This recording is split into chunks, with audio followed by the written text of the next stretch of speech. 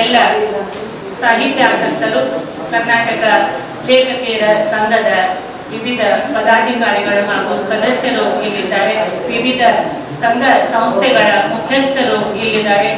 ಎಲ್ಲರನ್ನೂ ಕೂಡ ಕಾರ್ಯಕ್ರಮಕ್ಕೆ ನಾನು ಬರಮಾಡಿಕೊಳ್ತಾ ಎಲ್ಲರನ್ನು ಸ್ವಾಗತಿಸಲಿ ಅಂತ ಶ್ರೀಮತಿ ಎಸ್.ಎಂ. ಮಲ್ಲಮ್ಮ ಮೇಡಮ್ ಅವರು, ಉಪಾಧ್ಯಕ್ಷರು, ಕರ್ನಾಟಕ ಲೇಖಕಿಯರ ಸಂಘ, ಅವರಲ್ಲಿ ಕೇಳಿಕೊಳ್ತೇವೆ.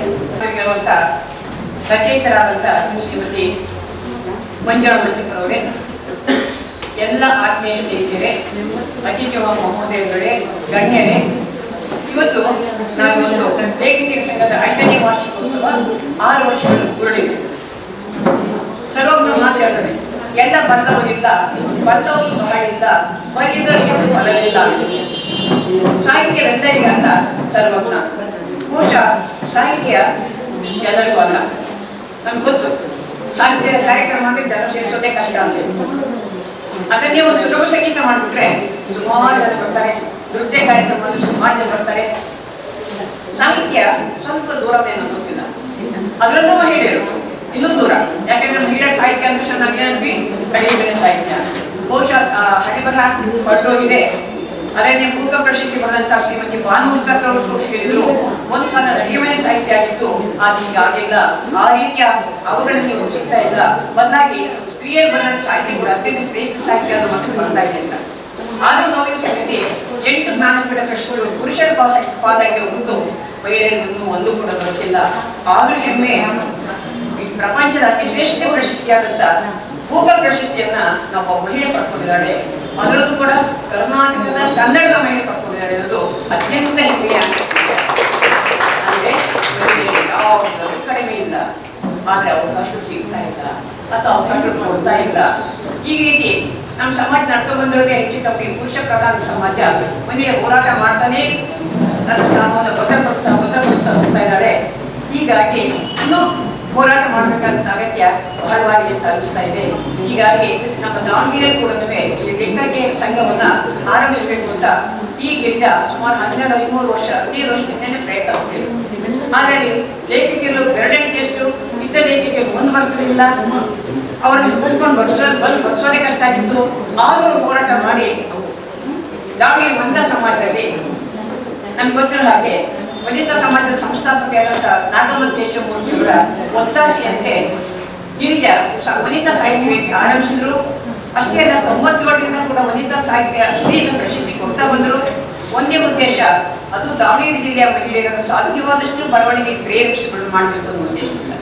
ಅದು ಇದುವರೆಗೂ ಕೂಡ ನಡ್ಕೊಂಡು ಬಂದಿದೆ. ಸುಮಾರು 28 ವರ್ಷಗಳು ಕೂಡ ಹಿಂದಿ ಸಾಹಿತ್ಯ ನಡೀತಾ ಬಂದಿದೆ. ಆ 28 ವರ್ಷದಿಂದ ಅಲ್ಲೊಬ್ಬರು ಇಲ್ಲೊಬ್ಬರು ಎಣಿಸಬೇಕಾಯ್ತು ನಮ್ಮ ಮಹಿಳೆಯರು. ಆದ್ರೆ ಇವತ್ತು ಎಷ್ಟು ಜನ ಮಹಿಳೆಯರು, ಬಹುಶಃ 3 ಜನ ಮಹಿಳೆಯರ ಕನಿಷ್ಠ ದಾವಣಗೆರೆ ಜಿಲ್ಲೆಯಲ್ಲಿ ಸಿಗ್ತಾರೆ. ಬರವಣಿಗೆ ಬೈವಂತ ಲೇಖಕಿಯರು ನಿಜವಾಗ್ಲೂ ಕೂಡ ಹೆಮ್ಮೆಯ ವಿಚಾರನೇ. ಯಾಕೆಂದ್ರೆ ನಮ್ಗೆ ಗೊತ್ತಿದೆ, ಜನಸಂಖ್ಯೆ ಹಾಕೋದಷ್ಟು ಮಹಿಳೆಯರೇ ಇದ್ಮೇಲೆ ಎಲ್ಲ ಪಾಲು ಪುರುಷರಿಗೆ ಯಾಕೆ ಆಗ್ಬೇಕು, ಆ ಪಾಲನ್ನು ನಮ್ಮ ಪಾಲನ್ನು ನಾವು ಪಡ್ಕೋಬೇಕು ಅನ್ನೋ ಒಂದು ಹಠಾತ್ ಛಲ ನಮ್ಮ ಮಹಿಳೆಯರು ಬಂದು ಅಲ್ಲಿಂದ ಲೇಖಕಿಯರ ಸಂಘ ಆರಂಭಿಸೋದು ಪ್ರಯತ್ನ ಪಟ್ಟರು. ಅದಾಗಲಿಲ್ಲ. ಆದರೆ ವೀಣಾ ಕೃಷ್ಣಮೂರ್ತಿಯವರು 1919ರಲ್ಲಿ ಬಹುಶಃ ಮಹಿಳಾ ದಿನಾಚರಣೆಯಂದು ಈ ಕರ್ನಾಟಕ ಲೇಖಕಿಯರ ಅಧ್ಯಕ್ಷರಾಗಿದ್ದಂಥ ವನಮಾಲ ಸಂಪರ್ಕ ಅಧ್ಯಕ್ಷತೆಯಲ್ಲಿ ಇಲ್ಲಿ ಆರಂಭಿಸಿದ್ರು. ಅದು ಅತ್ಯಂತ ಯಶಸ್ವಿಯಾಗಿ ನಡೀತಾ ಇದೆ. ನಾನು ಹೊರಕೋಬೇಕು ಅಂತ ಹೇಳ್ತಾ ಇಲ್ಲ. ವೀಣಾ ಕೃಷ್ಣಮೂರ್ತಿಯವರು ಬಹಳ ಒಂದು ಬಹುಮುಖ ಪ್ರತಿಭೆ ವ್ಯಕ್ತಿ. 10 ಹಲವು ಕೆಲಸಗಳನ್ನ ತಾವು ಜೋಡಿಸ್ಕೋತಾರೆ. ಮಹಿಳೆಯರಿಂದ ಬಳಸೋದು, ತಾವು ಬರೆಯೋದು, ಇವೆರಡು ಅವ್ರ ಉದ್ದೇಶ. ಪ್ರತಿ ಒಂದು ಹಬ್ಬ ಹುಣ್ಣಿಮೆ ಮತ್ತೊಂದು ಬಂದ್ರೆ ನಿಮ್ಗೆ ಟೌನ್ಗಳು ಬರಲಿ ಅಂತ ಸ್ನೇಹ ಇರ್ತಾರೆ. ಈಗ ಇಂದು ಸುಲಭವಾಗಿ ವಾಟ್ಸಪ್ ಸಿಕ್ಬಿಡ್ತದೆ. ನಾವೆಲ್ಲರೂ ಕೂಡ ಯಾರ್ಯಾರು ಬರವಣಿಗೆಗೆ ಒಂದು ಇದರಿಂದ ತುಡಿತ ಬರುತ್ತೋ ಅವರೆಲ್ಲರೂ ಕೂಡ ತಮ್ಮ ಅಭಿಪ್ರಾಯಗಳನ್ನ ವ್ಯಕ್ತಪಡಿಸ್ತಾ ಇದ್ದಾರೆ. ಅದು ಯುಗಾದಿ ಇರ್ಬೋದು, ದೀಪಾವಳಿ ಇರ್ಬೋದು, ಪಂಚಮಿ ಇರ್ಬೋದು, ಮತ್ತೊಂದು ಇರ್ಬೋದು. ಹೀಗೆ ನಮ್ಮಲ್ಲಿ ಬರವಣಿಗೆಯನ್ನು ಪ್ರೇರೇಪಿಸಿ ಈಗ ನಮ್ಗಾಗಲೇ ಗೊತ್ತಾಗಿದೆ, ಇದು ಲೇಖಕಿಯರ ಸಂಘದಿಂದ ಬಿಡುಗಡೆ ಆಗ್ತಿರುವಂತ 4ನೇ ಪುಸ್ತಕ, ಒಂದಿಕೆ, ಕಥೆ ಮತ್ತು ಕವಿತೆ. ದಾವಣಗೆರೆ ಬಹಳ ಪ್ರತಿವಾದ ಲೇಖಕಿಯರು ನಾನು ಹೇಳಲ್ಲ, ಆದ್ರೆ ಇರೋ ಲೇಖಕಿಯರೇ ಪ್ರತಿಭೆ ಮುಖ್ಯವಾದಂತ ಅಪರೂಪದ ಕೆಲಸವನ್ನ ನಮ್ಮ ವೀಣಾ ಕೃಷ್ಣಮೂರ್ತಿ ಅವರು ಮಾಡ್ತಾ ಇದ್ದಾರೆ. ಕವಿತೆಗಳನ್ನ ವಾಚಿಸೋದು, ಸ್ವರಚಿತ ಕವಿನ ವಾಚನ, ಗಾದೆಗಳ ವಿಸ್ತರಣೆ, ಸುಮಾರು ಕಾರ್ಯಕ್ರಮಗಳನ್ನ ನಮ್ಮ ಲೇಖಕಿಯರ ಸಂಘದಿಂದ ಹಾಕೊಳ್ತಾ ಬಂದಿದ್ದಾರೆ. ಅದರಲ್ಲೂ ಕೂಡ ಕೊರೋನಾ ಸಂದರ್ಭದಲ್ಲಿ ಪರಿಸರ ದಿನಾಚರಣೆ ಬಗ್ಗೆ ವಿಶೇಷ ಕಾರ್ಯಕ್ರಮ ಲೋಕಲ್ ಚಾನಲ್ ಕೂಡ ಸುಮಾರು ಸುಮಾರು ಸಾರಿ ಬಿತ್ತರವಾಯಿತು. ಹೀಗಾಗಿ ಒಂದು ರೀತಿಯಿಂದ ಮಹಿಳಾ ಧ್ವನಿಯಾಗಿ ಕೆಲಸ ಮಾಡ್ತಿದ್ದಾರೆ ವೀಣಾ ಅಂತ ಹೇಳಿದ್ರೆ ತಪ್ಪಾಗಲ್ಲ. ಇವತ್ತು ಬಹುಶಃ ನಾನೀಗ ನನ್ನ ಕರ್ತವ್ಯ ಬರ್ತಾ ಇದ್ದೀನಿ.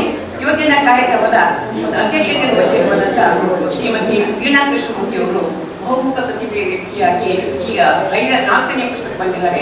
6 ವರ್ಷಗಳ ಕಾಲ ನಮ್ಮ ಸಂಘ ನಡೀತಾ ಬಂದಿದೆ. 5ನೇ ವಾರ್ಷಿಕೋತ್ಸವವನ್ನು ಮುಗಿಸಿ 6ನೇ ವರ್ಷಕ್ಕೆ ನಾವು ಕಾಲಿಡ್ತಾ ಇದ್ದೀವಿ. ಇವತ್ತಿನ ಸಮಾರಂಭದ ಅಧ್ಯಕ್ಷತೆ ವಹಿಸಿರುವಂಥ ಶ್ರೀಮತಿ ವೀಣಾ ಕೃಷ್ಣಮೂರ್ತಿ ಅವರಿಗೆ ಕರ್ನಾಟಕ ಲೇಖಕಿಯರ ಸಂಘ ಹಾಗೂ ನಮ್ಮೆಲ್ಲರ ಪರವಾಗಿ ತುಂಬುಗಿದ ಸುಸ್ವಾಗತವನ್ನು. ಹಾಗೆ ಇವತ್ತಿನ ಕಾರ್ಯಕ್ರಮ ಉದ್ಘಾಟನೆ ಮಾಡಲಿರುವಂಥ ದಾವಣಗೆರೆ ಕನ್ನಡ ಸಾಹಿತ್ಯ ಪರಿಷತ್ತು ಜಿಲ್ಲಾಧ್ಯಕ್ಷರಾಗಿರುವಂತಹ ಶ್ರೀಯುತ ಪಿ ವಾಮದೇವನವರು ಕಾರ್ಯಕ್ರಮವನ್ನು ಉದ್ಘಾಟನೆ ಮಾಡಲಿದ್ದಾರೆ. ಅವರಿಗೂ ಸಹ ಕರ್ನಾಟಕ ಲೇಖಕಿಯರ ಸಂಘದ ಪರವಾಗಿ ತುಂಬ ರೀತಿಯ ಸುಸ್ವಾಗತವನ್ನು.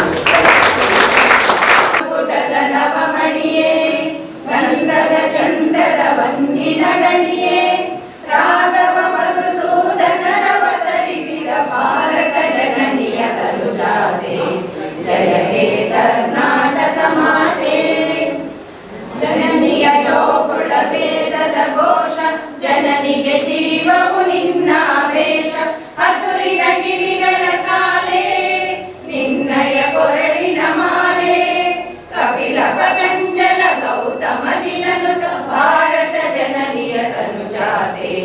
ಜಯ ಹೇ ಕರ್ನಾಟಕ ಮಾತೆ, ಶಂಕರರ ಮನುಜ ವಿದ್ಯಾರಣ್ಯ, ಬಸವೇಶ್ವರ ಮಧ್ವರ ದಿವ್ಯಾರಣ್ಯ, ರನ್ನ ಷಡಕ್ಷರಿ ಪೊನ್ನ, ಪಂಪಲ ಕುಮಿಪತಿ ಚನ್ನ, ಕುಮಾರ ವ್ಯಾಸರ ಮಂಗಳ ಧಾಮ, ಕಲಿಕೋಗಿಲೆಗಳ ಪುಣ್ಯಾರಾಮ, ನಾನಕ ರಾಮಾನಂದ ಕಬೀರ, ಭಾರತ ಜನನಿಯ ತನುಜಾತೆ. ಜಯ ಹೇ ಕರ್ನಾಟಕ ಮಾತೆ, ತೈಲಪ ಹೊಯ್ಸಳರಾಳಿದ ನಾಡೆ, ಟಂಕಣ ಜಕಣರ ನೆಚ್ಚಿನ ಬೀಡೆ, ಕೃಷ್ಣ ಶರಾವತಿ ತುಂಗ, ಕಾವೇರಿಯವರ ರಂಗ, ಚೈತನ್ಯ ಪರಮಹಂಸ ವಿವೇಕರ, ಭಾರತ ಜನನಿಯ ತನುಜಾತೆ.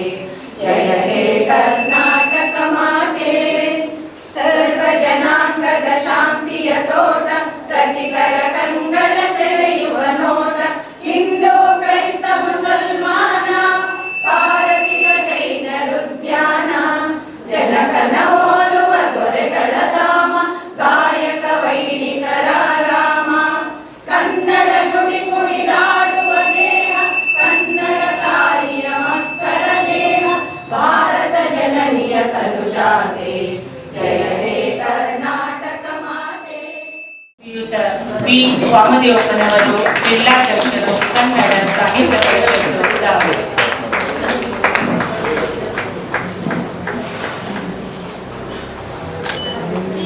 ಕನ್ನಡದ ದೀಪ ಅಚ್ಚೇವು, ಕನ್ನಡದ ದೀಪ ಕರುನಾಡ ದೀಪ, ಸಿರಿನುಡಿ ಕರುಣಾಚಾರ್ಯೇವು,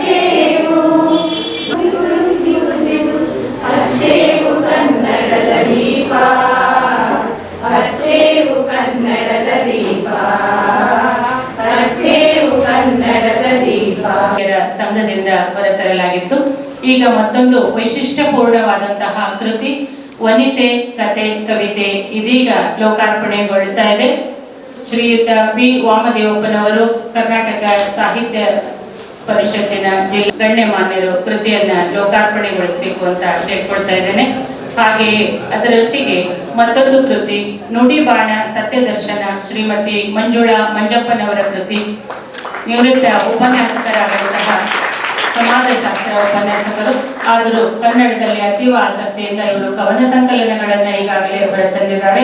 ಈಗ ಮತ್ತೊಂದು ಕೃತಿ ನುಡಿಬಾಣ ಸತ್ಯದರ್ಶನ, ಇವೆರಡೂ ಗ್ರಂಥಗಳನ್ನ ಲೋಕಾರ್ಪಣೆಗೊಳಿಸ್ತಾ ಇರುವಂತಹ ವೇದಿಕೆಯ ಮೇಲಿರುವ ವಿ ವಾಮದೇವಪ್ಪನವರು, ಶ್ರೀಮತಿ ವೀಣಾ ಕೃಷ್ಣಮೂರ್ತಿ, ಶ್ರೀಮತಿ ಶೈಲಾ ಜಯಕುಮಾರ್ ಹಾಗೂ ಸುಮತಿ ಜಯಪ್ಪ, ಎಸ್.ಎಂ. ಮಲ್ಲಮ್ಮ ಮೇಡಮ್, ಇವರೆಲ್ಲರಿಗೂ ನಾವು ವೇದಿಕೆಯ ಪರವಾಗಿ ತಮ್ಮೆಲ್ಲರ ಪರವಾಗಿ ತುಂಬ ಹೃದಯದ ಧನ್ಯವಾದಗಳನ್ನು. ಶ್ರೀಮತಿ ವೀಣಾ ಕೃಷ್ಣಮೂರ್ತಿ ಅವರ ತಂಡ ಇವತ್ತು ರಾಜ್ಯ ಘಟಕ ಸಾಮಾನ್ಯವಾಗಿ ಎಲ್ಲರಿಗೂ ರಾಜ್ಯ ಘಟಕ, ಜಿಲ್ಲಾ ಘಟಕ, ತಾಲೂಕು ಘಟಕಗಳು ಇರ್ತಾವೆ. ಆದರೆ ಈ ಮಹಿಳೆಯರ ಘಟಕಗಳಲ್ಲಿ ಕೂಡ ಇದ್ದಾವೆ, ಮಹಿಳಾ ಲೇಖಕಿಯರ ಸಂಘದ ಘಟಕದಲ್ಲಿ. ಆದರೆ ಅವೆಲ್ಲವನ್ನ ಮೀರಿ ನಮ್ಮ ಜಿಲ್ಲಾ ಘಟಕ ರಾಜ್ಯ ಘಟಕದ ಉಪಾಧಿಯಲ್ಲಿ ಮಧ್ಯ ಕರ್ನಾಟಕದ ದಾವಣಗೆರೆ ಜಿಲ್ಲೆಯಲ್ಲಿ ಶ್ರೀಮತಿ ವೀಣಾ ಕೃಷ್ಣಮೂರ್ತಿ ಅವರ ತಂಡ ಬಹಳ ಯಶಸ್ವಿಯಾಗಿ ನಿರ್ವಹಿಸಿಕೊಂಡು ಹೋಗ್ತದೆ. ಅದನ್ನು ನಾನು ಅತ್ಯಂತ ಸಮೀಪದಲ್ಲಿ ನೋಡಿದ್ದೇನೆ ಮತ್ತು ಅವೆಲ್ಲ ಕಾರ್ಯಕ್ರಮಗಳಲ್ಲಿ ನಾನು ಕೂಡ ಪಾಲ್ಗೊಂಡಿದ್ದೇನೆ. ಮುಖ್ಯ ಒಬ್ಬ ಸ್ತ್ರೀ ಇದೆ, ಪುರುಷರಿರ್ತಾರೆ ಅನ್ನಲಿಕ್ಕೆ ನಮ್ಮ ವೀಣಾ ಕೃಷ್ಣಮೂರ್ತಿ ಅವರು BSNL ಇಲಾಖೆಯಲ್ಲಿ ಇಂಜಿನಿಯರ್ ಆಗಿ ನಿವೃತ್ತರಾಗಿದ್ದಾರೆ. ಅವರಿಬ್ಬರು ಹೆಣ್ಮಕ್ಳು ಕೂಡ ಅಮೆರಿಕದಲ್ಲಿ, ವೀಣಮ್ಮ ಮತ್ತು ಕೃಷ್ಣಮೂರ್ತಿ ಅವರಿಬ್ಬರು ಹೆಣ್ಮಕ್ಳು ತಂದೆ ಹೆಣ್ಮ ಹೇಳಿಕೆ ಕಾಲೇಜ್, ಅದು ನಮ್ಮ ಚಿಕ್ಕಮ್ಮ ಕಾಲೇಜಿನ ವಿದ್ಯಾರ್ಥಿನಿ ಇರ್ತಾರೆ. ನೀವು ಎಲ್ಲಿ ಬೇಕಾದ್ರೂ ಹೋಗ್ಲಿಕ್ಕೆ ಅವಕಾಶ ಇದೆ ಅನ್ನಲಿಕ್ಕೆ ಇಲ್ಲೇ ಇವರೇ ಸಾಕು. ನೀವು ಓದ್ಬಿಟ್ರೆ ಬಾಣ ಮಸ್ತಕ ಆಗ್ಬೋದು, ದೀಪ ಬಸ್ತಿ ಆಗ್ಬೋದು, ಏನೆಲ್ಲ ಆಗ್ಬೋದು ನೀವು. ಅದರಿಂದ ಅಂತ ಪ್ರತಿಭೆಗಳು ಇವತ್ತು ಸಮಾರಂಭದಲ್ಲಿದ್ದಾರೆ. ಅಂತ ಅನೇಕ ಸಾಹಿತ್ಯ ಮಿತ್ರರಿದ್ದೀರಿ, ಮಹಿಳಾ ಸಾಹಿತಿಗಳಿದ್ದೀರಿ, ಆಮೇಲೆ ಜಿಲ್ಲಾ ಲೇಖಕಿಯರ ಸಂಘದ ಎಲ್ಲ ಸದಸ್ಯರಿದ್ದೀರಿ, ಹೆಚ್ಚಾಗಿ ಮಾಧ್ಯಮದ ಮಿತ್ರರು ಇದ್ದಾರೆ. ಅದು ಅವರೆಲ್ಲರನ್ನೂ ಕೂಡ ಸಾಹಿತ್ಯ ಲೋಕದ ಪರವಾಗಿ ಅಭಿನಂದಿಸ್ತಾ, ಇವತ್ತು ಯಾವ ಈ ಸಾಹಿತ್ಯದ 2 ಕೃತಿಗಳು ನಮಗೆ ಲೋಕಾರ್ಪಣೆ ಆಗ್ತಿರೋದು, ಮತ್ತೆರಡು ಗರಿಗಳು ನಮ್ಮ ಸಾಹಿತ್ಯ ಲೋಕಕ್ಕೆ ಸೇರ್ಪಡೆಯಾಗಿದೆ ಅಂತ. ಇವತ್ತು ಸಾಹಿತ್ಯ ಆಗಲಿ, ಕವಿತೆ ಆಗಲಿ, ಅನುಭವದ ಮಾತುಗಳಾಗಲಿ ಕೊಡಲಿಕ್ಕೆ ತನ್ನದೇ ಆದಂಥ ಪರಿಶ್ರಮ ಮತ್ತು ನಮ್ಮದೇ ಆದಂಥ ಒಂದು ಹಿನ್ನೆಲೆ ಅವಕ್ಕೆಲ್ಲವೂ ಇರ್ತದೆ. ಆ ಹಿನ್ನೆಲೆಯ ಪರಿಶ್ರಮದ ಫಲವಾಗಿ ಇವತ್ತು 2 ಕೃತಿಗಳು ಹೊರಬಂದಿದೆ ಅಂತ ಹೇಳಲಿಕ್ಕೆ ನನಗೆ ಸಂತೋಷ ಆಗ್ತದೆ. ಈ ಕೃತಿಗಳು ಯಾವುದು ಶ್ರೇಷ್ಠ ಕೃತಿಗಳು ಹಂಚಿಕೊಳ್ತವೆ ಅಥವಾ ಕವನ ಸಂಕಲನಗಳು ಹಂಚಿಕೊಳ್ತವೆ ಅಂದರೆ, ಸಾಮಾನ್ಯವಾಗಿ ಅವು ಸಾರ್ವತ್ರಿಕವಾಗಿರಬೇಕು, ಸರ್ವರನ್ನ ಎಚ್ಚರಿಸುವಂತಿರಬೇಕು, ಸರ್ವರಿಗೂ ಜ್ಞಾನವನ್ನು ನೀಡುವಂತಿರಬೇಕು, ಸರ್ವರಿಗೂ ಕೂಡ ಅವು ತನ್ನದೇ ಆದಂಥ ಒಂದು ಅಕ್ಷರದ ಮೂಲಕ ಜಾಗೃತಿಗೊಳಿಸುವಂಥ ಕೆಲಸವನ್ನು ಮಾಡಬೇಕು. ಇವತ್ತು ನಮಗೆ ಸ್ವತಂತ್ರ ಬರೋಕ್ಕಿಂತ ಮುಂಚೆ ಸ್ವತಂತ್ರ ಬರಲಿಕ್ಕೋಸ್ಕರ ಅನೇಕ ಲೇಖಕರು, ಅನೇಕ ಪತ್ರಿಕೆಗಳು ತಮ್ಮದೇ ಆದಂಥ ಲೇಖನಗಳ ಮೂಲಕ ಜನಜಾಗೃತಿಗೊಳಿಸುವಂಥ ಕೆಲಸವನ್ನು ಮಾಡ್ತಾ ಇದ್ರು. ಆವತ್ತಿನ ದಿನ ಇಷ್ಟೆಲ್ಲ ಮಾಧ್ಯಮಗಳು ಇರಲಿಲ್ಲ, ಅಚ್ಚು ಮಾಧ್ಯಮಗಳಾಗಲಿ, ದೃಶ್ಯ ಮಾಧ್ಯಮಗಳಾಗಲಿ ಇರಲಿಲ್ಲ. ಆದರೂ ಕೂಡ ಅವತ್ತಿನ ಮಾಧ್ಯಮ, ಪತ್ರಿಕಾ ಮಾಧ್ಯಮ ಬಹಳ ಮುಂಚೂಣಿಯಲ್ಲಿ ಅಂತ ಒಂದು ಕಥೆ, ಕವನಗಳು, ಕಾದಂಬರಿಗಳು ಇವತ್ತು ಸುಮಾರು 15-20 ವರ್ಷದಿಂದ ಮಹಿಳಾ ಸಾಹಿತ್ಯಗಳಿಗೆ ಕಡಿಮೆ ಇಲ್ಲ ಅನ್ನೋ ರೀತಿಯಲ್ಲಿ ಇವತ್ತು ನಾಡಿನಾದ್ಯಂತ ಮುಂದೆ ಬರ್ತಾ ಇದೆ. ಅದಕ್ಕೆ ಒಳ್ಳೆ ಬೆಳವಣಿಗೆ ಆಗ್ತದೆ ಅಂತೇಳಿ ನಾನು ಕೂಡ ಭಾವಿಸ್ತೇನೆ.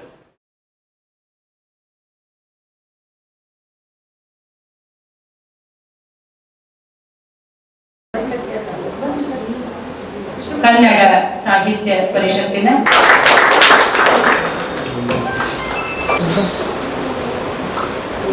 ಕರ್ನಾಟಕ ಲೇಖಕಿಯರ ಸಂಘಕ್ಕೆ ಬರಬೇಕು.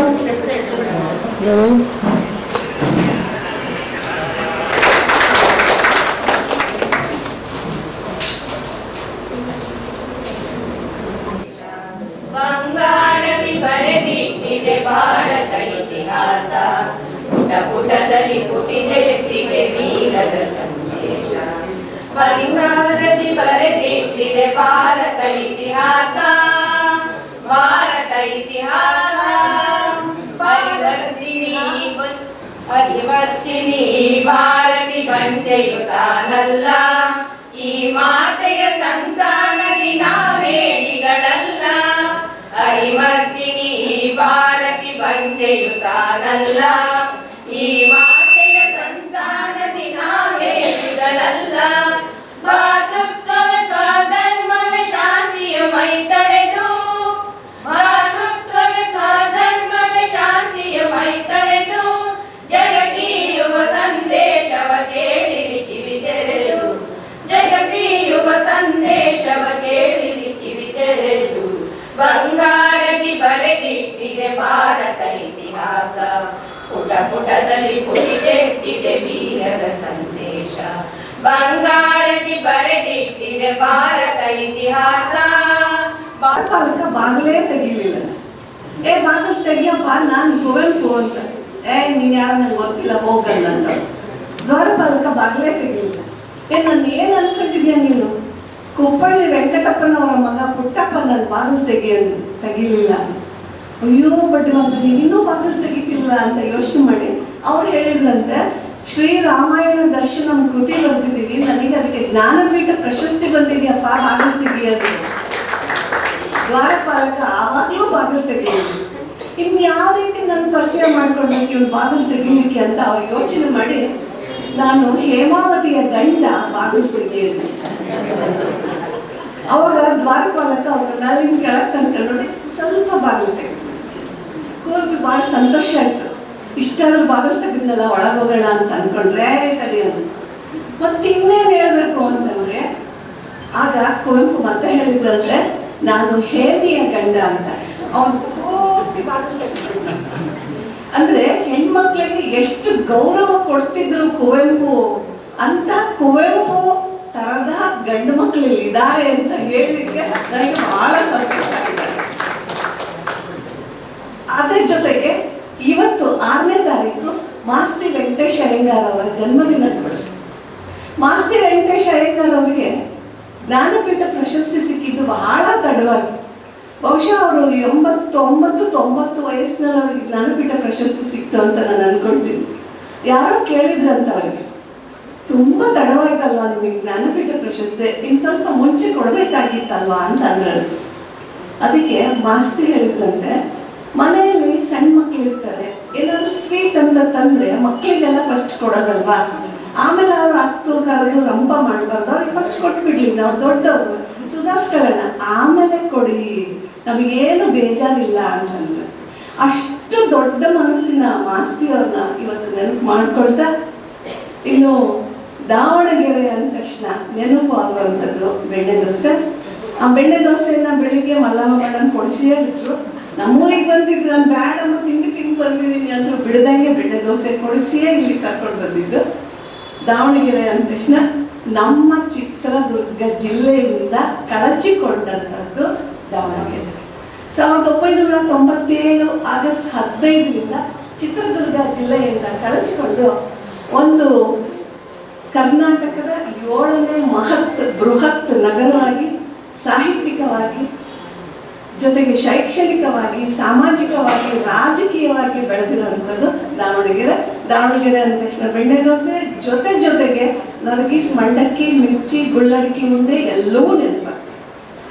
ಈ ದಾವಣಗೆರೆ ನೆಲದಲ್ಲಿ ಕಾಲಿಟ್ಟಾಕ್ಷಣ ಸದಾ ನೆನಪಾಗೋದು GS ಶಿವರುದ್ರಪ್ಪನವರು, ರಾಷ್ಟ್ರಕವಿ.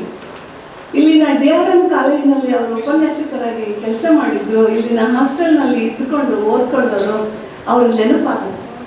GS ಶಿವರುದ್ರಪ್ಪನಂತ ಅವರು ನೆನಪಾದ ಮೇಲೆ ಮತ್ತೆ ನೆನಪಾಗೋದು ಆರೋಗ್ಯ ಇಲಾಖೆಯಲ್ಲಿ ಇದ್ದುಕೊಂಡು ಸೇವೆ ಮಾಡಿದಂತಹ, ಸಾಹಿತ್ಯಕ್ಕಾಗಿ ಜೀವ ತುಡಿದಂತಹ ಶ್ರೀಮತಿ ಟಿ ಗಿರಿಜಾ, ನಮ್ಮ ಚಿತ್ರದುರ್ಗದವರು. ಆಮೇಲೆ ಇಲ್ಲಿಗೆ ಬಂದು ಸೆಟ್ಲ್ ಆದ್ರು. ಚಿತ್ರದುರ್ಗದಲ್ಲಿ ನಾನು ಅವರನ್ನ ನೋಡಿದ್ದೆ. ಅವರ ತಾತ ನಮ್ಮ ತಾತ ತುಂಬಾ ಫ್ರೆಂಡ್ಸ್ ಅಂತ ನನಗೆ ಖುಷಿ ಆಗುತ್ತೆ ಹೇಳಿಕೊಳ್ಳಿಕ್ಕೆ. ಹೌದಾ? ನಂತರ ವಾಸ್ತು ಎಷ್ಟು ವಾಸ್ತವ ಅಂತ ಪ್ರಶ್ನೆ ಮಾಡಿದಂತಹ ವೀರಭದ್ರಪ್ಪನವ್ರು ನೆನಪಾಗ್ತಾರೆ. ಹಾಗೆ ಜಾನಪದ ತಜ್ಞ, ಸಹೃದಯ ವಾಗ್ಮಿ ಡಾಕ್ಟರ್ MG ಈಶ್ವರಪ್ಪನವರು ನೆನಪಾಗ್ತಾರೆ. ಅದರ ಜೊತೆ ಕಾದಂಬರಿಕಾರ್ತಿ ಡಾಕ್ಟರ್ H ಗಿರಿಜಮ್ಮ ಅವರು ನೆನಪಾಗ್ತಾರೆ. ಪೊಲೀಸನ ಮಗಳು ಒಂದು 2000 ನಾಟಕಗಳ ಪ್ರದರ್ಶನವನ್ನು ಕಂಡಂತಹ ಕಲಾವಿದೆ ಚಿಂದೋಡಿ ಲೀಲಾ ನೆನಪಾಗ್ತಾರೆ. ಹಾಗೆ ಮದರ್ ತೆರೇಸಾ ಅಂತ ಹೆಸರಾಗಿದ್ದಂತಹ ನಾಗಮ್ಮ ಕೇಶವಮೂರ್ತಿ ಅವರು ಕೂಡ ಇವರನ್ನೆಲ್ಲ ನಾನು ಸ್ಮರಿಸಿದೆ. ಆದರೆ ಇನ್ನಷ್ಟು ಜನ ದಾವಣಗೆರೆಯವರು ಇದ್ದಾರೆ. ಅದರಲ್ಲಿ ಎಲ್ಲರ ಹೆಸರು ಹೇಳಲಿಕ್ಕಾಗಲ್ಲ. ಒಬ್ಬರ ಹೆಸರು ಹೇಳಿ ಇನ್ನೊಬ್ಬರ ಹೆಸರು ಬಿಟ್ರೆಯೋ ನಮ್ಮ ಹೆಸರು ಹೇಳಲಿಲ್ಲ. ಇದಕ್ಕಿಂತ ಈಗ ದಿವಂಗತರಾದವರ ಹೆಸರುಗಳನ್ನ ಅಷ್ಟೇ ನಾನು ಸ್ಮರಿಸಿದೆ. ತುಂಬ ಜನ ಪ್ರಸಿದ್ಧರಾದವರು ಇದ್ದಾರೆ ಅಂತ ನೆನಪು ಮಾಡ್ಕೊಳ್ತೀನಿ.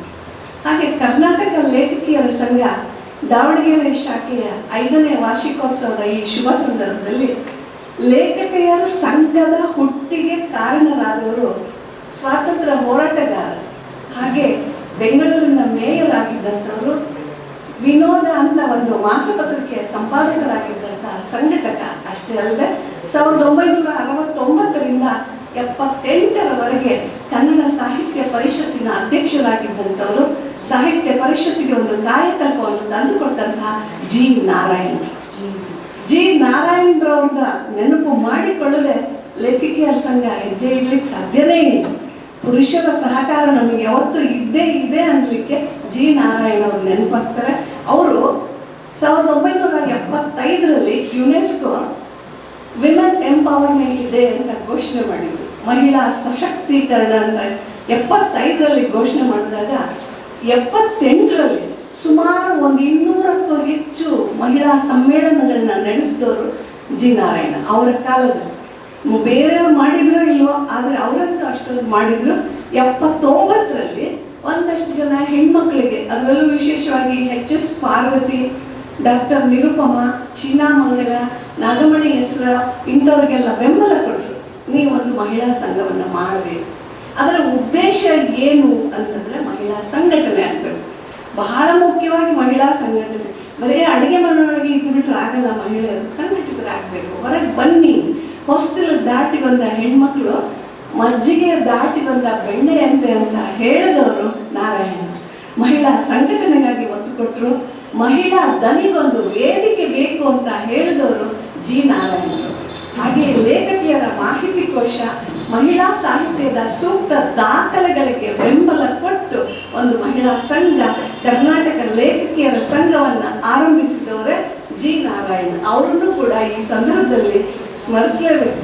ಹಾಗಾಗಿ ನಾರಾಯಣ್ ಆರಂಭ ಮಾಡಿದ್ದು ಬೆಂಗಳೂರಿನಲ್ಲಿ, ಚಾಮರಾಜಪೇಟೆಯಲ್ಲಿ ಅಷ್ಟೇ ಆದರೂ ಆ ನಂತರ ಕರ್ನಾಟಕದ ಎಲ್ಲ ಜಿಲ್ಲೆಗಳಲ್ಲಿ ಒಂದು ಮಹಿಳಾ ಲೇಖಕಿಯರ ಸಂಘ, ಕರ್ನಾಟಕ ಲೇಖಕಿಯರ ಸಂಘ ಆರಂಭವಾಗಿ ಅದರ ಪರಿಣಾಮವಾಗಿ ದಾವಣಗೆರೆಯಲ್ಲೂ ಆರಂಭ ಆಯಿತು.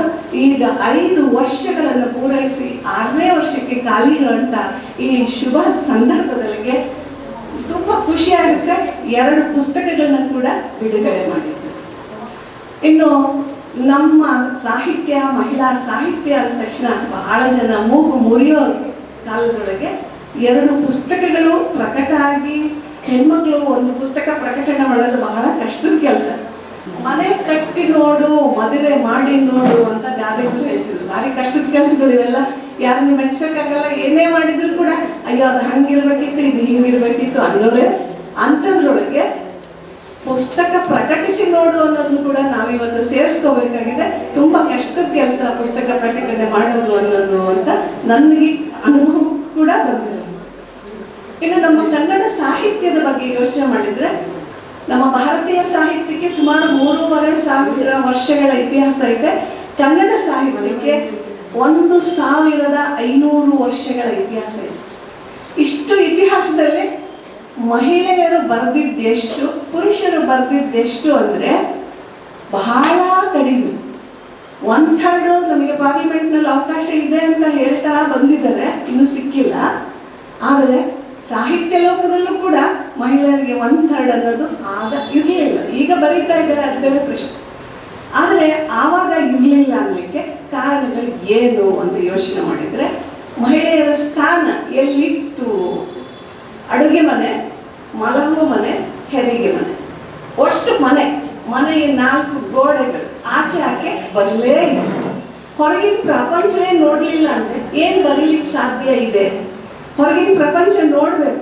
ಅಕ್ಷರಜ್ಞಾನ ಇಲ್ಲ, ಎಜುಕೇಶನ್ನೇ ಇಲ್ಲ ಹೆಣ್ಮಕ್ಳಿಗೆ. ಅಂತಹ ಕಾಲದಲ್ಲಿ ಆಕೆ ಬರೆದಿಲ್ಲ. ಬರ್ತಿದ್ದ ಅಪರೂಪಕ್ಕೆ ಬರೆದ್ರು ಕೂಡ ತುಂಬಾ ಕಡಿಮೆ. ಬರೀಲಿಕ್ಕೆ ಅವಕಾಶಗಳೂ ಸಿಗಲಿಲ್ಲ. ಅಂಥದ್ರೊಳಗೆ ವಚನಕಾರರಿಗಿಂತ ಸ್ವಲ್ಪ ಮುಂಚೆ 12ನೇ ಶತಮಾನದಲ್ಲಿ ಕಂತಿ ಅಂತ ಒಬ್ಬ ಕವಯಿತ್ರಿ ಇದ್ಲು ಅಂತ ಭಾವಿಸ್ಕೊಂಡಿದ್ದಾರೆ. ಅದು ಕೂಡ ಖಚಿತವಾಗಿ ಇಲ್ಲ ಅಂತಾರೆ. ಆದರೆ ಕಂತಿಯ ಕೆಲವು ಒಗಟು ರೂಪದ ಸಾಹಿತ್ಯ ಸಿಕ್ಕಿರೋದ್ರಿಂದ ಕಂತಿ ಇದ್ಲು ಅಂತ ನಾವು ಭಾವಿಸ್ಕೋಬಹುದು. ಕಂತಿ ಏನ್ ಬರೀತಾಳೆ, ಅವಳಿಗೆ ಏನ್ ಬರುತ್ತೆ ಅಂತೇಳಿ ಕವಿ ನಾಗಚಂದ್ರ ಆಕೆಯನ್ನ ಆವಾಗ ಪ್ರಶ್ನೆ ಮಾಡ್ತಿದ್ದ. ಒಂದು ಸಣ್ಣದೊಂದು ಉದಾಹರಣೆ ನಾನು ಹೇಳ್ತೀನಿ. ಅಭಿನವ ವಾಗ್ದೇವಿ ಅಂತ ಹೆಸರಾಗಿರ್ತಕ್ಕಂಥ ಕಂತಿಗೆ ನಾಗಚಂದ್ರ ಒಂದು ಪ್ರಶ್ನೆಯನ್ನ ಮುಂದಿಟ್ಟಾನೆ. ದನವನ್ನು ಕಡಿದು ಬಸದಿಗೆ ಎಳೆಯುತ್ತಿದ್ದಾರೆ ಅಂತ ಹೇಳ್ತೀನಿ. ಬಸದಿ ಅಂದ್ರೆ ಜೈನರು. ಒಂದು ಇರುವೆ ಕೂಡ ಸಾಯಿಸಲಾರದವರು ದನವನ್ನು ಕಡಿದು ಬಸದಿಗೆ ತಿರ್ದರಂದ್ರೆ ಏನ್ ಅರ್ಥ? ಇದನ್ನ ಕಂತಿಯ ಮುಂದೆ ಒಂದು ಒಗಟಿನ ರೂಪದಲ್ಲಿ ಆ ಪ್ರಶ್ನೆಯನ್ನ ಇಟ್ಟಾಗ ಕಂತಿ ಒಂದೇ ಒಂದು ಕ್ಷಣ ಕೂಡ ಯೋಚನೆ ಮಾಡಲಿಲ್ಲ, ಹಿಂದೆ ಮುಂದೆ ಮಾಡಲಿಲ್ಲ. ತಕ್ಷಣ ಅವಳು ಹೇಳಿದ್ಲು, ಸಚ್ಚಂದನವನ್ನು ಕಡಿದು ಬಸದಿಗೆ ಎಳೆಯುತ್ತಿದ್ದಾರೆ. ಸಚ್ಚಂದನ ಅಂದ್ರೆ ಗಂಧವನ್ನ ತೀಡಿ ಬಸದಿಗೆ ತಗೊಂಡು ಹೋದ್ರು ಅಂತ ಹೇಳಿ. ಇಲ್ಲಿಗೆ ಮುಗಿಲಿಲ್ಲ, ಇನ್ನೊಂದು ಪ್ರಶ್ನೆ ಕೂಡ ಅವನು ಹೇಳ್ತಾನೆ, ಸತ್ತವಳೆದ್ದು ತವರಿಗೆ ಹೋದಳು. ಅರೆ, ಸತ್ತೋಗಿದ್ದಾಳೆ, ಇವಳು ಹೆಂಗೆ ತವರಿಗೆ ಹೋಗ್ತಾಳೆ ಅಂತ ಒಂದು ಪ್ರಶ್ನೆ ಮಾಡಿದಾಗ ಕಂತಿ ಉತ್ತರ ಕೊಟ್ಲಂತೆ, ಅತ್ತೆ ಕಾಟ, ಮಾವನ ಕಾಟ, ನಾಗನ ಕಾಟ, ಗಂಡನ ಕಾಟ ಎಲ್ಲ ಕಡಿಲಾರ್ದೆ ಬೇಸತ್ತವಳೆದ್ದು ತವರಿಗೆ ಹೋದಳು ಅಂತ ಹೇಳಿ. ಅಲ್ಲ, ಎಷ್ಟು ಚೆನ್ನಾಗಿ ಕಂತಿ ಜೋಡಿಸ್ತಾಳೆ ಅಂತ ನಾನು ಹೇಳ್ತೇನೆ. ಮತ್ತೆ ಇನ್ನೊಂದು ಹೇಳಿದ್ರಂತೆ, ಗಜಮಂ ಕಟ್ಟಿ ಪೊತ್ತರು ಹೆಗಲೊಳ್ಳು ಅಂತ ಹೇಳಿ. ಗಜ ಆನೆಯನ್ನು ಕಟ್ಟಿ ಹೆಗಲ ಮೇಲೆ ಬರ್ಲಿಕ್ಕೆ ಸಾಧ್ಯ, ಇದಕ್ಕೇನು ಉತ್ತರ ಹೇಳ್ತೀನಿ ಹೇಳಿ ನೋಡೋಣ ಅಂತ ನಾಗಚಂದ್ರ ಹೇಳಿದಾಗ ಕಂತಿ ಹೇಳಿದ್ರಂತೆ, ಕಾಗಜವನ್ನು ಕಟ್ಟಿ, ಕಾಗದಗಳನ್ನ ಕಟ್ಟಿ ಹೆಗಲಿನ ಮೇಲೆ ಹೊತ್ತರು ಅಂತ. ಇನ್ನೊಂದು ಐತಿದೆ ಅಂತ ನಾವು, ಏನಪ್ಪ ನಿನ್ ಸಮಸ್ಯೆ ಇಂದ ಬಗೆಹರಂಗಿಲ್ಲ, ನಾನು ಎಲ್ಲ ಉತ್ತರ ಕೊಡ್ತೀನಿ ಅಂತ ಕಂತಿ ರೆಡಿಯಾಗಿ ಕೂತ್ಕೊಂಡಿದ್ದಾಳೆ. ಆಗ ಅವನು ಹೇಳಿದಂತೆ, ಇಲಿಯ ತಿಂಬುದ ಕಂಡೆ ಜೈನರ ಮನೆಯೊಳು. ಜೈನರ ಮನೆಗೆ ಇಲಿ ತಿನ್ನಕ್ಕೆ ಸಾಧ್ಯ ಪಾಪದವರು. ಅದಕ್ಕೆ ಅವಳು ಕಂತಿ ಹೇಳಿದ್ಲಂತೆ, ಚಕ್ಕಿಲೆಯ ತಿನ್ನುವುದ ಕಂಡೆ ಜೈನರ ಮನೆ. ಅಲ್ಲ, ಅವಳಿಗೆ ಎಷ್ಟು ಚೆನ್ನಾಗಿ ಉತ್ತರ ಹೇಳಿದ್ಲು, ಅದಕ್ಕೆ ಸಂತೋಷ ಪಡಬೇಕ. ಯಾರೋ ಹೊಟ್ಟೆ ಕಿಚ್ಚಿನವರು ಆಗದೆ ಇದ್ದವರು ಅವಳ ಬಗ್ಗೆ. ಒಬ್ಬ ಹೆಣ್ಮಗಳಿಗೆ ಇಷ್ಟೊಂದು ಜಾಣತನ ಬರ್ಲಿಕ್ಕೆ ಹೇಗೆ ಸಾಧ್ಯ? ಅದಕ್ಕೆ 19ನೇ ಶತಮಾನದಲ್ಲಿ ದೇವಚಂದ್ರ ಅಂತ ರಾಜಾವಳಿ ಕತೆ ಬರೆದಂತ ಅವ್ರ ಮನುಷ್ಯ ಒಂದು ಕತೆ ಕಟ್ತಾನೆ. ದೋರರಾಯ ಅಂತ ಒಬ್ಬ ರಾಜನ ಆಸ್ಥಾನದಲ್ಲಿ ಧರ್ಮಚಂದ್ರ ಅಂತ ಒಬ್ಬ ಶಿಕ್ಷಕ ಇದ್ದಂತೆ. ಅವನು ತನ್ನ ವಿದ್ಯಾರ್ಥಿಗಳಿಗೆ ಜಾಣರಾಗಬೇಕು, ಅವರ ಮತಿ ಪ್ರಕಾಶ ಆಗಬೇಕು ಅಂತ ಹೇಳಿ ಒಂದು ತೈಲವನ್ನ ತಯಾರಿಸಿಟ್ಕೊಂಡು ತನ್ನ ಸ್ಟೂಡೆಂಟ್ಸ್ಗೆ, ವಿದ್ಯಾರ್ಥಿಗಳಿಗೆ ಹನಿ ಹಾಕಿ ಕೊಡ್ತಾ ಇದ್ದಂತೆ. ಕಂತಿಗೆ ಅದು ಸಿಕ್ಬಿಡ್ದಂತೆ, ಬಾಟಲ್ ಪೂರ್ತಿ ಅವಳೇ ಕುಡಿದು ಬಿಟ್ಲಂತೆ ಕಂತಿ. ಅದಕ್ಕೆ ಅಲ್ಲಿಂದ ಅವಳಿಗೆ ಕವಿತ್ವ ಅನ್ನೋದು ತುಂಬಾ ಲೀಲಾಜಾಲವಾಗಿ ಬಂದ್ಬಿಡ್ತು. ಈ ಕಥೆಯ ಕೇಳಿದ್ಮೇಲೆ ಇದೆಲ್ಲ ಮಹಿಳೆಯರಿಗೆ ತುಂಬಾ ಅವಮಾನ ಅನ್ಸುತ್ತೆ. ಮಹಿಳೆಯರಿಗೆ ಶಕ್ತಿನೇ ಇಲ್ವಾ, ಬುದ್ಧಿನೇ ಇಲ್ವಾ, ಯೋಚನಾ ಶಕ್ತಿ ಇಲ್ವಾ, ಗ್ರಹಣ ಶಕ್ತಿ ಇಲ್ವಾ? ಎಲ್ಲವೂ ಇದೆ, ಆದ್ರೆ ಮಹಿಳೆಯರನ್ನ ಅಂಡರ್ ಎಸ್ಟಿಮೇಟ್ ಮಾಡೋದೇ ಜಾಸ್ತಿ ಆಗಿದೆ. ಮಹಿಳೆಯರನ್ನ ಯೋಚನೆ ಮಾಡೋ ರೀತಿಗಳೇ, ಅವ್ರ ಬಗ್ಗೆ ಥಿಂಕ್ ಮಾಡೋ ರೀತಿಗಳೇ ತುಂಬಾ ಬದಲಾಗಬೇಕಾಗಿದೆ ಇವತ್ತು ಕೂಡ ಅನ್ಲಿಕ್ಕೆ. 19ನೇ ಶತಮಾನದ ಆ ದೇವಚಂದ್ರನ ಪ್ರಸಂಗವನ್ನು ನಾನು ಹೇಳಿದೆ. ಅವಳಿಗೆ ಸ್ವಂತ ಬುದ್ಧಿ ಇರಲಿಲ್ಲ, ಜ್ಯೋತಿಷ್ಮತಿ ತೈಲದಿಂದ ಬಂದಿದ್ದು ಅಂತಂದ್ರೆ ನಾವು ಮಹಿಳೆಯರು ತುಂಬಾ ಬೇಜಾರು ಮಾಡ್ಕೊಳ್ಳುವಂತ ವಿಷಯ ಅಂತ ನಾನು ಭಾವಿಸ್ತೀನಿ. ಇನ್ನು 12ನೇ ಶತಮಾನಕ್ಕೆ ಬಂದ್ರೆ ವಚನಕಾರರು ತುಂಬಾ ಸಹೃದಯ ಮಾನವೀಯತೆಯನ್ನು ಉಳ್ಳಂತವರು. ಅವರು ಒಂದು ಮಾತು ಹೇಳ್ತಾರೆ, ನಡುವೆ ಸುಳಿಯುವ ಆತ್ಮ ಗಂಡು ಅಲ್ಲ ಹೆಣ್ಣು ಅಲ್ಲ. ಎಲ್ಲರ ಆತ್ಮಗಳು ಕೂಡ ಗಂಡು ಹೆಣ್ಣು ಅಂತ ಏನು ಗುರ್ತಿಸಿಲ್ಲ. ಒಬ್ಬೊಬ್ರು ಒಂದೊಂದು ವ್ಯಕ್ತಿತ್ವ ಇಂಡಿಫರೆಂಟ್ ಆಗಿರೋಂಥದ್ದು. ಐಡೆಂಟಿಟಿ ಅನ್ನೋದು ಇರಲ್ಲ. ಗಂಡಸರದೇ ಒಂದು ವ್ಯಕ್ತಿತ್ವ, ಹೆಂಗಸರದೇ ಒಂದು ವ್ಯಕ್ತಿತ್ವ, ಅವ್ರಿಗೆ ಅವ್ರವ್ರದೇ ಆದ ಸ್ವತಂತ್ರತೆ ಇದೆ ಅನ್ನೋದನ್ನ ಬಹಳ ಚೆನ್ನಾಗಿ ಹೇಳಿದ್ರು. ನಡುವೆ ಸುಳಿಯುವ ಆತ್ಮ ಗಂಡು ಅಲ್ಲ ಹೆಣ್ಣು ಅಲ್ಲ. ಈಗ ಕಂತಿಯನ್ನ ಬಿಟ್ರೆ ಅಕ್ಕ ಮಹಾದೇವಿ ಆ ಕಾಲದ ರಾಜಕೀಯ ವ್ಯವಸ್ಥೆಯನ್ನ, ಸಾಮಾಜಿಕ ವ್ಯವಸ್ಥೆಯನ್ನ ಧಿಕ್ಕರಿಸಿ ಕೌಶಿಕನೆಂಬ ಗಂಡನನ್ನ ಆಕೆ ತಿರಸ್ಕರಿಸಿ ತನ್ನ ಸಾಧನೆಗಾಗಿ ಕದಳಿಗೆ ಹೊರಟಲ್ಲ ಅಕ್ಕ ಮಹಾದೇವಿ. ಕನ್ನಡದ ಮೊದಲ ದರ್ಜೆಯ ಕವಯಿತ್ರಿ ಹಾಗೂ ಬಂಡಾಯ ಕವಯಿತ್ರಿ ಅಂತ ನಾವು ಗುರುತಿಸಿದ್ದೀವಿ. ಇನ್ನು ಆ ಕಾಲದಲ್ಲಿ 12ನೇ ಶತಮಾನದವರೆಗೆ ನಮ್ಗೆ ಯಾವ ವಿದ್ಯಾಭ್ಯಾಸ, ಶಿಕ್ಷಣ ಅನ್ನೋದೇನೂ ಇರಲಿಲ್ಲ. ಎಲ್ಲೋ ಸಿರಿವಂತರ ಮನೆಯಲ್ಲಿ ಐಗಳ ಮಠಕ್ಕೆ ಅಥವಾ ಐಗಳನ್ನೇ ಮನೆಗೆ ತರಿಸಿ ಸಿರಿವಂತರ ಮನೆ ಹೆಣ್ಮಕ್ಳಿಗೆ ಒಂದಷ್ಟು ಶಿಕ್ಷಣ ಇತ್ತು. ಆದರೆ ಸಾಮಾನ್ಯ ಜನತೆಗೆ ಶಿಕ್ಷಣವೇ ಇಲ್ಲದಾಗ ಬಸವಣ್ಣನವರ ಕಾಲದಲ್ಲಿ ಜಂಗಮರೆಂಬ ಮಿಷನರಿಗಳ ಮೂಲಕ ಮನೆ ಮನೆಗೆ ಹೋಗಿ ಹೆಣ್ಮಕ್ಳಿಗೆ ಅಕ್ಷರ ಕಲಿಸಿದ್ರಿಂದ ಆ ಕಾಲದಲ್ಲಿ ಅಕ್ಕ ಮಹಾದೇವಿಯನ್ನ ಸೇರಿಕೊಂಡು ಸುಮಾರು 36 ಜನ ಕವಯಿತ್ರಿಗಳು ಸಾಮೂಹಿಕವಾಗಿ ಕವಿತೆಯನ್ನ ರಚನೆ ಮಾಡಲಿಕ್ಕೆ ಸಾಧ್ಯವಾಯಿತು. ಇದು 12ನೇ ಶತಮಾನಕ್ಕೆ ಸೀಮಿತವಾದ. ಮತ್ತೆ ನಂತರ ನೋಡಿದಾಗ 13, 14, 15, 16 ಎಲ್ಲ ಖಾಲಿ, ಹೆಣ್ಮಕ್ಳು ಏನೂ ಬರೀಲಿಲ್ಲ. ಬಹುಶಃ ಇದಕ್ಕೆ ಕಾರಣ ಏನಿರಬಹುದು? ಅಥವಾ ಡೆಲ್ಲಿ ಸುಲ್ತಾನರ ಆಳ್ವಿಕೆ ಮತ್ತೆ ಬ್ರಿಟಿಷರ ಆಡಳಿತ ಹೆಣ್ಮಕ್ಳು ತಮ್ಮ ತಲೆಗಳನ್ನ ಆಮೆಯಂತೆ ಚಿಪ್ಪಿನೊಳಗೆ ಮುದುಗಿಸ್ಕೊಂಡಿರ್ಬೇಕಾಯ್ತೇನೋ ಅಂತ ಅನಿಸುತ್ತೆ. ನಂತರ 17ನೇ ಶತಮಾನದಲ್ಲಿ ಹದಿಪದೆಯ ಧರ್ಮವನ್ನು ಬರೆದಂತ ಸಂಚಿ ಹೊನ್ನಮ್ಮ, ನಂತರ ಚೆಲುವಾಂಬ ಪದ್ಮಿನಿ ಪುರಾಣವನ್ನು ಬರೆದವರು, ವರದಾ ಕಲ್ಯಾಣ ಬರೆದಂತಹ ಇನ್ನೊಬ್ಬ ಹೆಣ್ಮಗಳು, ಅವರು ಗಿರಿಜಾ ಚೆಲುವಾಂಬೆನೋ ಏನೋ ಹೆಸರಿದೆ, ಅವ್ರು ನಂಗೆ ನೆನಪಾಗ್ತಿಲ್ಲ. ಅವರೆಲ್ಲರಿಗೂ ಕೂಡ ಕಾಣಿಸ್ಕೊಳ್ತಾರೆ. ಬಸವಣ್ಣನವರ ಕಾಲದಲ್ಲಿ ಒಬ್ಬ ಸೂಳೆ ಕೂಡ ವಚನಗಳನ್ನ ರಚನೆ ಮಾಡಿದ್ರು. ಆದರೆ ನಂತರದ 4-5 ಶತಮಾನ ಖಾಲಿ ಇತ್ತು. 17ನೇ ಶತಮಾನದಲ್ಲಿ ಸಂಚಿ ಹೊನ್ನಮ್ಮನಿಗೆ ಅವಕಾಶ ಆಯಿತು. ಚೆಲುವಾಂಬೆ, ಶೃಂಗಾರಮ್ಮ ಇವರೆಲ್ಲ ಕೂಡ ಅವತ್ತು ಸಾಹಿತ್ಯವನ್ನ ರಚನೆ ಮಾಡಿದ್ರು. ಇನ್ನು 20ನೇ ಶತಮಾನಕ್ಕೆ ಬಂದ್ಬಿಡೋಣ. 18, 19 ಏನು ಕಾಣಿಸೋದೇ ಇಲ್ಲ. 20ನೇ ಶತಮಾನದ ಆರಂಭದೊಳಗೆ ಸಂಸಾರ ಸಂಪ್ರದಾಯಗಳ ಕಪಿಮುಷ್ಟಿಯೊಳಗೆ, ಜೊತೆಗೆ ಬಾಲ್ಯ ವಿವಾಹ, ಅನಕ್ಷರತೆ, ಸ್ತ್ರೀಯರ ಸಂಕೋಲೆಗಳನ್ನ ಇನ್ನಷ್ಟು ಬಿಗಿ ಮಾಡಿದ್ರು. ಹೆಣ್ಮಕ್ಳು ಬರೀಲಿಕ್ಕೆ ತುಂಬಾ ಕಷ್ಟ ಆಯಿತು. ಇದಕ್ಕೊಂದು ಉದಾಹರಣೆ ಅಂತಂದ್ರೆ ಬೆಳಗೆರೆ ಕೃಷ್ಣ ಶಾಸ್ತ್ರಿಗಳ ಹೆಸರು ನೀವೆಲ್ಲ ಕೇಳಿರ್ತೀರ. ಅಥವಾ ಇನ್ನೂ ಚೆನ್ನಾಗಿ ಹೇಳೋದಾದ್ರೆ ರವಿ ಬೆಳಗೆರೆ ಅವರ ಸೋದರ ಮಾವ ಬೆಳಗೆರೆ ಕೃಷ್ಣ ಶಾಸ್ತ್ರಿ, ರವಿ ಬೆಳಗೆರೆ ಅವರ ದೊಡ್ಡಮ್ಮ ಬೆಳಗೆರೆ ಜಾನಕಮ್ಮ, ಚಳ್ಳಕೆರೆಯಲ್ಲಿ ಇರ್ತಕ್ಕಂಥ ಬೆಳಗೆರೆ ಅವರು. ಆ ಹೆಣ್ಮಗಳು 2ನೇ ಕ್ಲಾಸ್ ಓದ್ತಾ ಇದ್ರು. 2ನೇ ಕ್ಲಾಸ್ ಅಂತಂದ್ರೆ ಬಹುಶಃ ಒಂದು 7-8 ವರ್ಷ ಅನ್ಕೊಳ್ಳೋಣ, ಅಥವಾ ಇನ್ನೂ ಸ್ವಲ್ಪ ಕಡಿಮೆ ಅನ್ಕೊಂಡ್ರು ಆಗೋದು.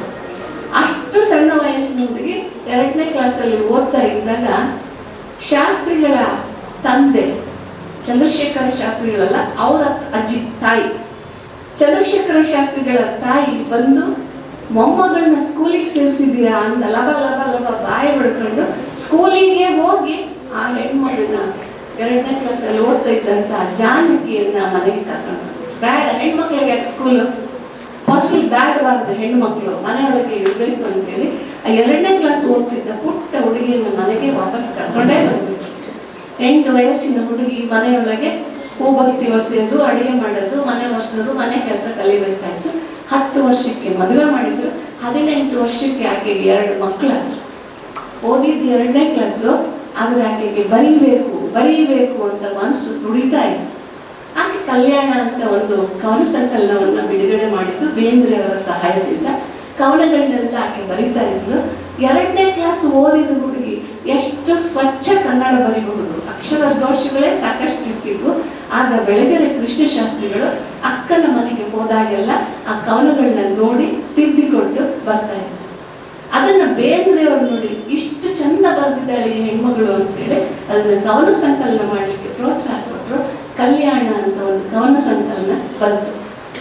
ಬೆಳಗೆರೆ ಜಾನಕಮ್ಮನವರು ಕನ್ನಡ ನವೋದಯ ಸಾಹಿತ್ಯದ ಮೊದಲನೇ ಕವಯಿತ್ರಿ ಅಂತ ಹೆಸರಾದ್ರು. ಇಲ್ಲಿಗೆ ಮುಗೀತಾ ಅಂತಂದ್ರೆ ಜಾನಕಮ್ಮನ ಕತೆ ಮುಗಿಲೇ ಇಲ್ಲ.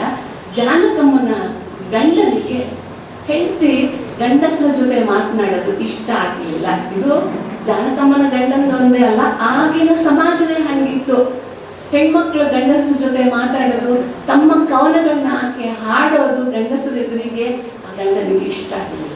ಅಥವಾ ಅಂದಿನ ದಿನಗಳಲ್ಲಿ ಸಾಹಿತ್ಯಕ್ಕಾಗಿ ನಮ್ಮ ವೈವಾಹಿಕ ಜೀವನವನ್ನ ಒತ್ತೆ ಇಡ್ಲಿಕ್ಕೆ ಸಾಧ್ಯ ಇಲ್ಲ. ನಮಗೆ ಹೆಣ್ಮಕ್ಳಿಗೆ ಮದುವೆ, ಗಂಡ, ಮನೆತನ, ಮಕ್ಕಳೇ ಬಹಳ ಮುಖ್ಯ ಹೊರತು ಸಾಹಿತ್ಯ ಆಗಿರಲಿಲ್ಲ. ಆದ್ರಿಂದ ಈಗ ಬರೆಯದೇ ಬಿಟ್ಟರು. ನಂತರದೊಳಗೆ ಮತ್ತೊಂದು ಹೆರಿಗೆ ಆಯಿತು. ಬೆಳಗೆರೆ ಜಾನಕಮ್ಮ ಸತ್ಯ ಕೊಟ್ಟರು.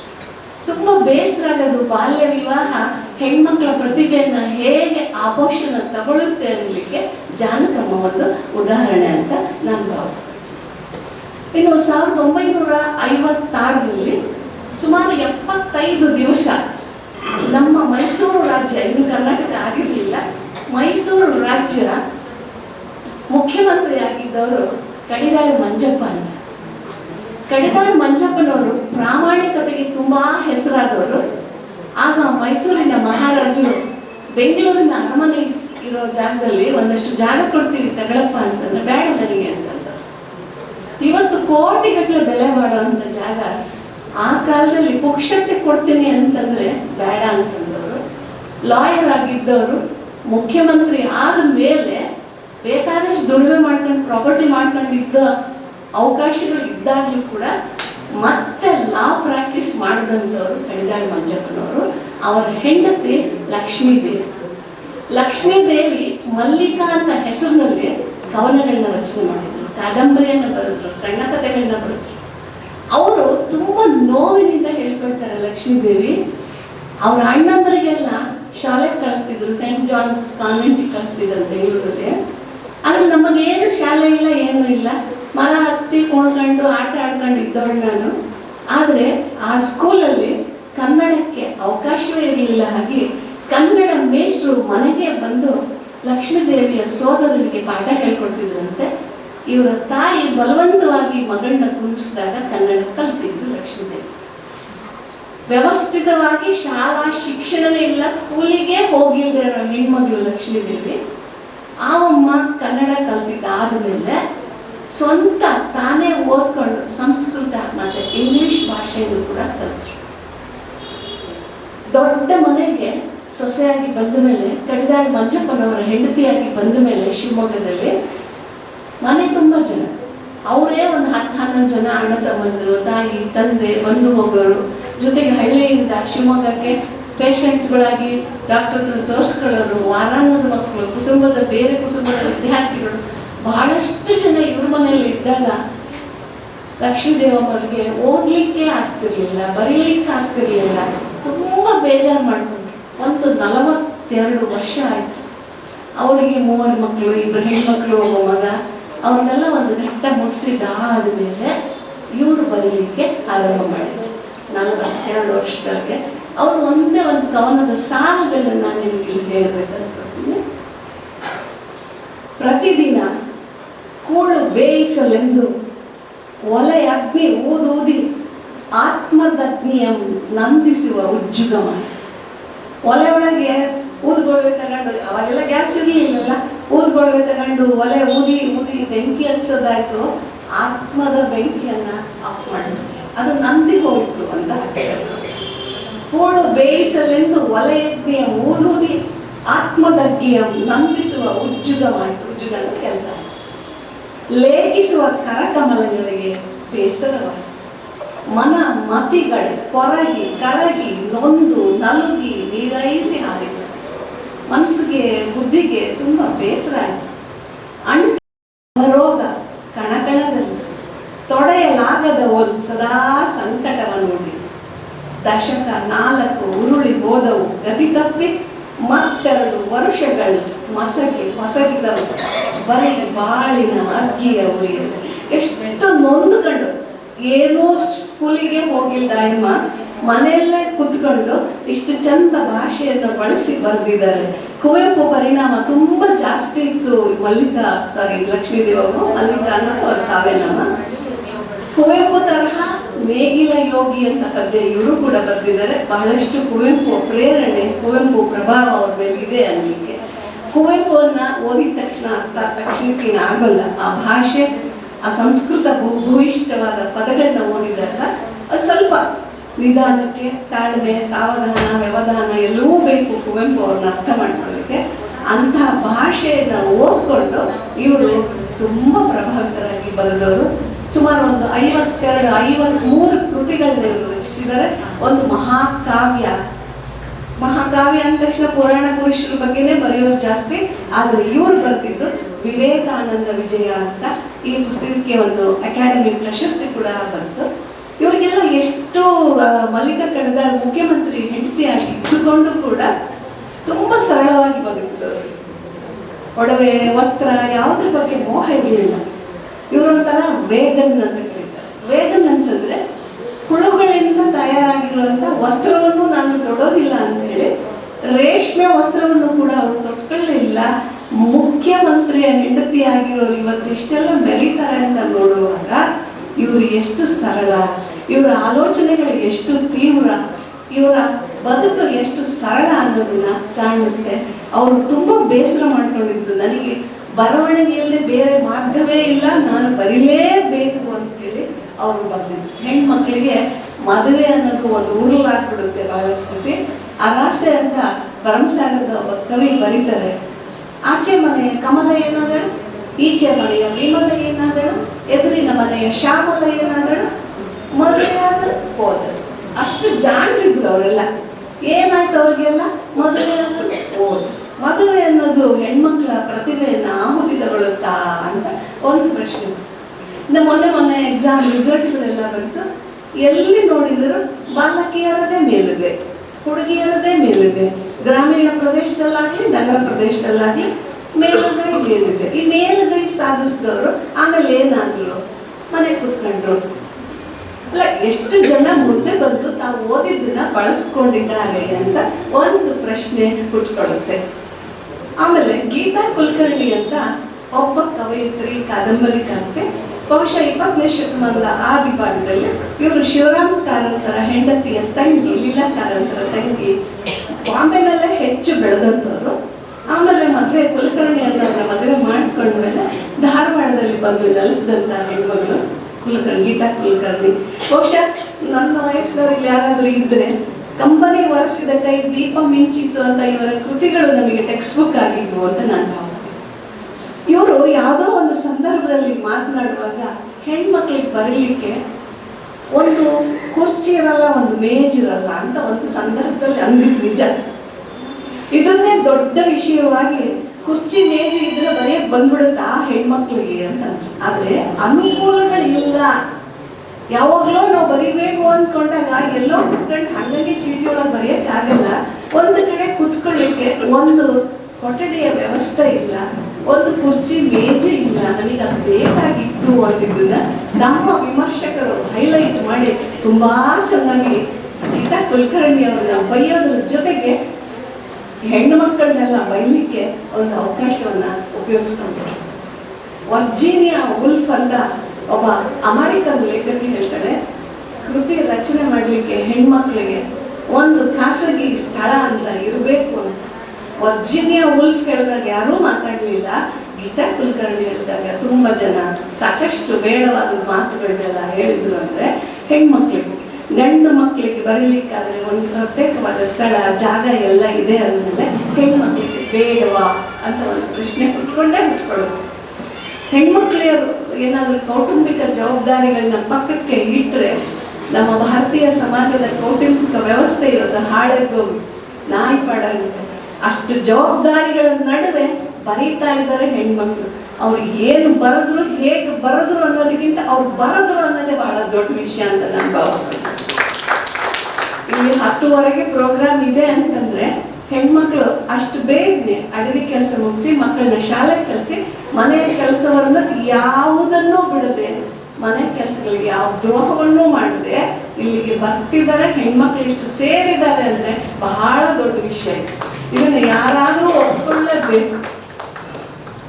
ಕುವೆಂಪು ಅಂತವ್ರು ಹೇಳ್ತಾರೆ ಹೆಣ್ಮಕ್ಳ ಬಗ್ಗೆ, ಹಕ್ಕಿರದ ಉಸಿರಿಗೆ ಹಕ್ಕಾದವಳು, ದಿಕ್ಕಿರದ ಉಸಿರಿಗೆ ದಿಕ್ಕಾದವಳು, ಮನೆ ಬಿಟ್ಟವನಿಗೆ ಮನೆಯಾದವಳು, ಕಂಗೆಟ್ಟವನಿಗೆ ಕಣ್ಣಾದವಳು, ಅಮೃತದ ಹೆಣ್ಣು ಒಲುಮೆಯ ಹೆಣ್ಣು, ಅಮೃತದ ಹಣ್ಣು ಒಲುಮೆಯ ಹೆಣ್ಣು ಅಂತ.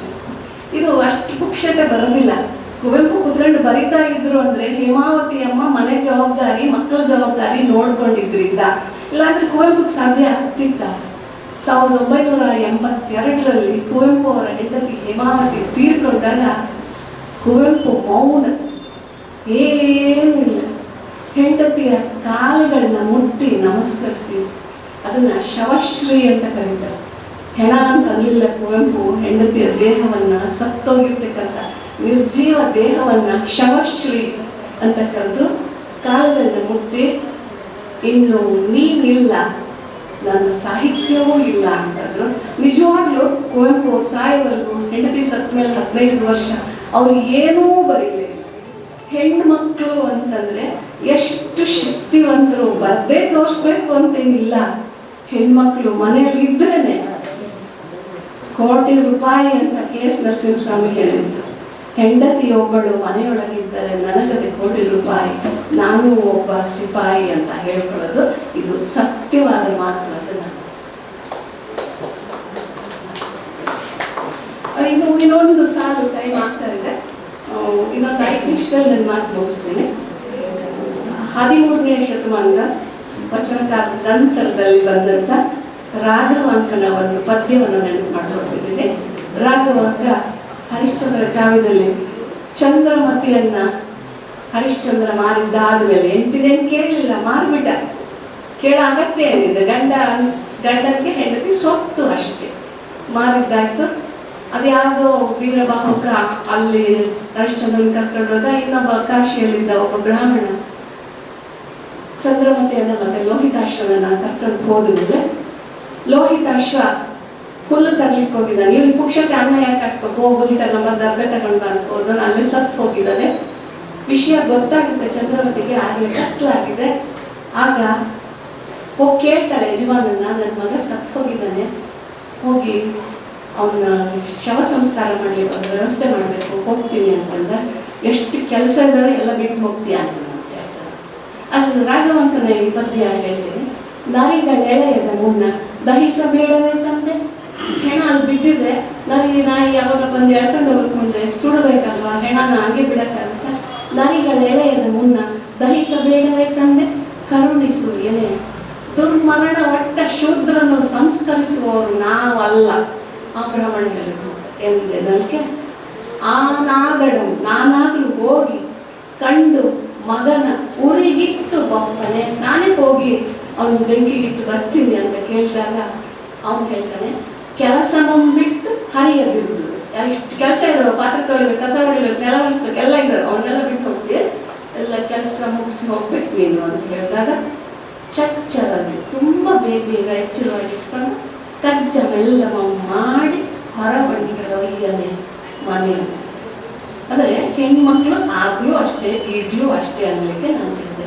ಮಗ ಸತ್ತಿದ್ದಾನೆ ಅಂದ್ರೆ ಮನೆ ಕೆಲಸ ಮಾಡ್ಕೊಂಡು ಹೋಗು, ಆಮೇಲೆ ಬಾಗಿದ್ದು ಉಳಿದೆಲ್ಲ ಅಂತ ಹೇಳಿದಾಗ ಇವತ್ತು ಕೂಡ ಹೆಣ್ಮಕ್ಳು ಮಾತೃತ್ವ ದೊಡ್ಡ ಸಮಸ್ಯೆ ಆಗ್ಬಿಟ್ಟಿದೆ. ತಾಯ್ತನ ಅನ್ನೋದು ಎಷ್ಟೆಷ್ಟು ಮಾಡಿದ್ರು ಇವತ್ತಿನ ಮಕ್ಕಳನ್ನಂತೂ ಸುಧಾರಿಸೋದು ಭಾರಿ ಕಷ್ಟ ಇದೆ. ಮುಂದೆ ಮುಚ್ಚಾದ್ರೆ 4-5 ಮಕ್ಕಳು 10-6 ಮಕ್ಕಳು ಎಲ್ಲ ಮೂಲೆಗೆ ಇರ್ತಿದ್ವಿ. ಇವತ್ತು 1-2 ಇರ್ತಾರೆ, ತಲೆ ಮೇಲೆ ಕುಂತಿರ್ತಾರೆ, ಅವ್ನು ಸುಧಾರಿಸೋದು ಭಾರಿ ಕಷ್ಟ. ಇವತ್ತು ಮಾತೃತ್ವ, ಮನೆತನ, ಮರ್ಯಾದೆ ಅವುಗಳನ್ನೆಲ್ಲ ನೋಡ್ಕೊಳ್ತಾ ನಮ್ಮ ಬರವಣಿಗೆ ಅನ್ನೋ ಒಂದು ಪ್ಯಾಷನ್, ಒಂದು ಹವ್ಯಾಸವನ್ನ ರೂಢಿಸ್ಕೊಳ್ಳೋದು ತುಂಬಾ ಕಷ್ಟ ಆಗ್ತಿದೆ. ಅದಕ್ಕೆ ಕಾಲಲ್ಲಿ ಕಟ್ಟಿದೆ ಗುಂಡು ವಚನಕಾರರ ಮಾತು, ಕೊರಳಲ್ಲಿ ಕಟ್ಟಿದೆ ಬೆಂಡು, ಮುಳುಗಲ್ಲಿ ಅದು ಬೆಂಡು, ತೇಲಲ್ಲಿ ಅದು ಗುಂಡು. ಇದು ಹೆಣ್ಮಕ್ಳದು ಒಂದು ಅತಂತ್ರವಾದ ಪರಿಸ್ಥಿತಿ ಅಂತ ನಾನು ಹೇಳ್ತೀನಿ. ಇನ್ನು ಭಾರತ ಬಗ್ಗೆ ಜ್ಞಾನಪೀಠ ಪ್ರಶಸ್ತಿ ಹೆಣ್ಮಕ್ಳಿಗೆ ಬಂದಿಲ್ಲ ಅನ್ನೋದ್ರ ಬಗ್ಗೆ ಮಲ್ಲಮ್ಮ ಹೇಳಿದ್ರು. ಈಗಾಗಲೇ ಹೆಣ್ಮಕ್ಳಿಗೆ ಇವತ್ತು ಅವಕಾಶಗಳು ಬೇಕಾದಷ್ಟು ಸಿಗ್ತಾ ಇದ್ದಾವೆ, ಮೊದಲಿನ ಥರ ಇಲ್ಲ. ಬರಿಬೇಕು, ಆದರೆ ಬರೆಯುವಾಗ ಸಾಕಷ್ಟು ಅಧ್ಯಯನ ಮಾಡಿ ಬರೀರಿ ಅಂತ ನನಗೊಂದು ಸಲಹೆ ಕೊಡ್ತಿದ್ದೀನಿ. ಇನ್ನು ಬರ್ಗೂರು ರಾಮಚಂದ್ರಪ್ಪನವ್ರಿಗೆ ಒಂದು ಪದ್ಯ ಇಲ್ಲಿ ಹೇಳಲೇಬೇಕು. ಹೆಣ್ಣೆಂದರೆ ಬರೀ ಮೈಯಲ್ಲ, ಹೆಣ್ಣೆಂದರೆ ಬರೀ ಮೈಯಲ್ಲ, ಮುಗಿಲೆತ್ತರದ ಮನಸ್ಸು, ಶತಮಾನಗಳ ಸಂಕಟದಲ್ಲಿ ಉತ್ತರವಿಲ್ಲದ ಕನಸು. ಅದು ಇವತ್ತಿಗೂ ಕೂಡ ಅದೇ ಉಳ್ಕೊಂಡಿದೆ. ಇನ್ನು ಕೂಡ ಇವತ್ತು ಒಲೆಗಳು ಬೇರೆ ಆಗಿದ್ದಾವೆ, ಆದರೆ ಬೆಂಕಿಯ ಪ್ರಖರತೆ ಮಾತ್ರ ಇನ್ನು ಇದ್ದೇ ಇದೆ. ಒಲೆಗಳು ಬೇರೆ ಆಗಿದ್ದಾವೆ, ಆದರೆ ಬೆಂಕಿಯ ಪ್ರಖರತೆ ಇವತ್ತು ಇದೆ. ಹೆಣ್ಮಕ್ಳು ಇನ್ನೂ ನೋವು ಅನುಭವಿಸ್ತಾನೆ ಇದ್ದಾರೆ.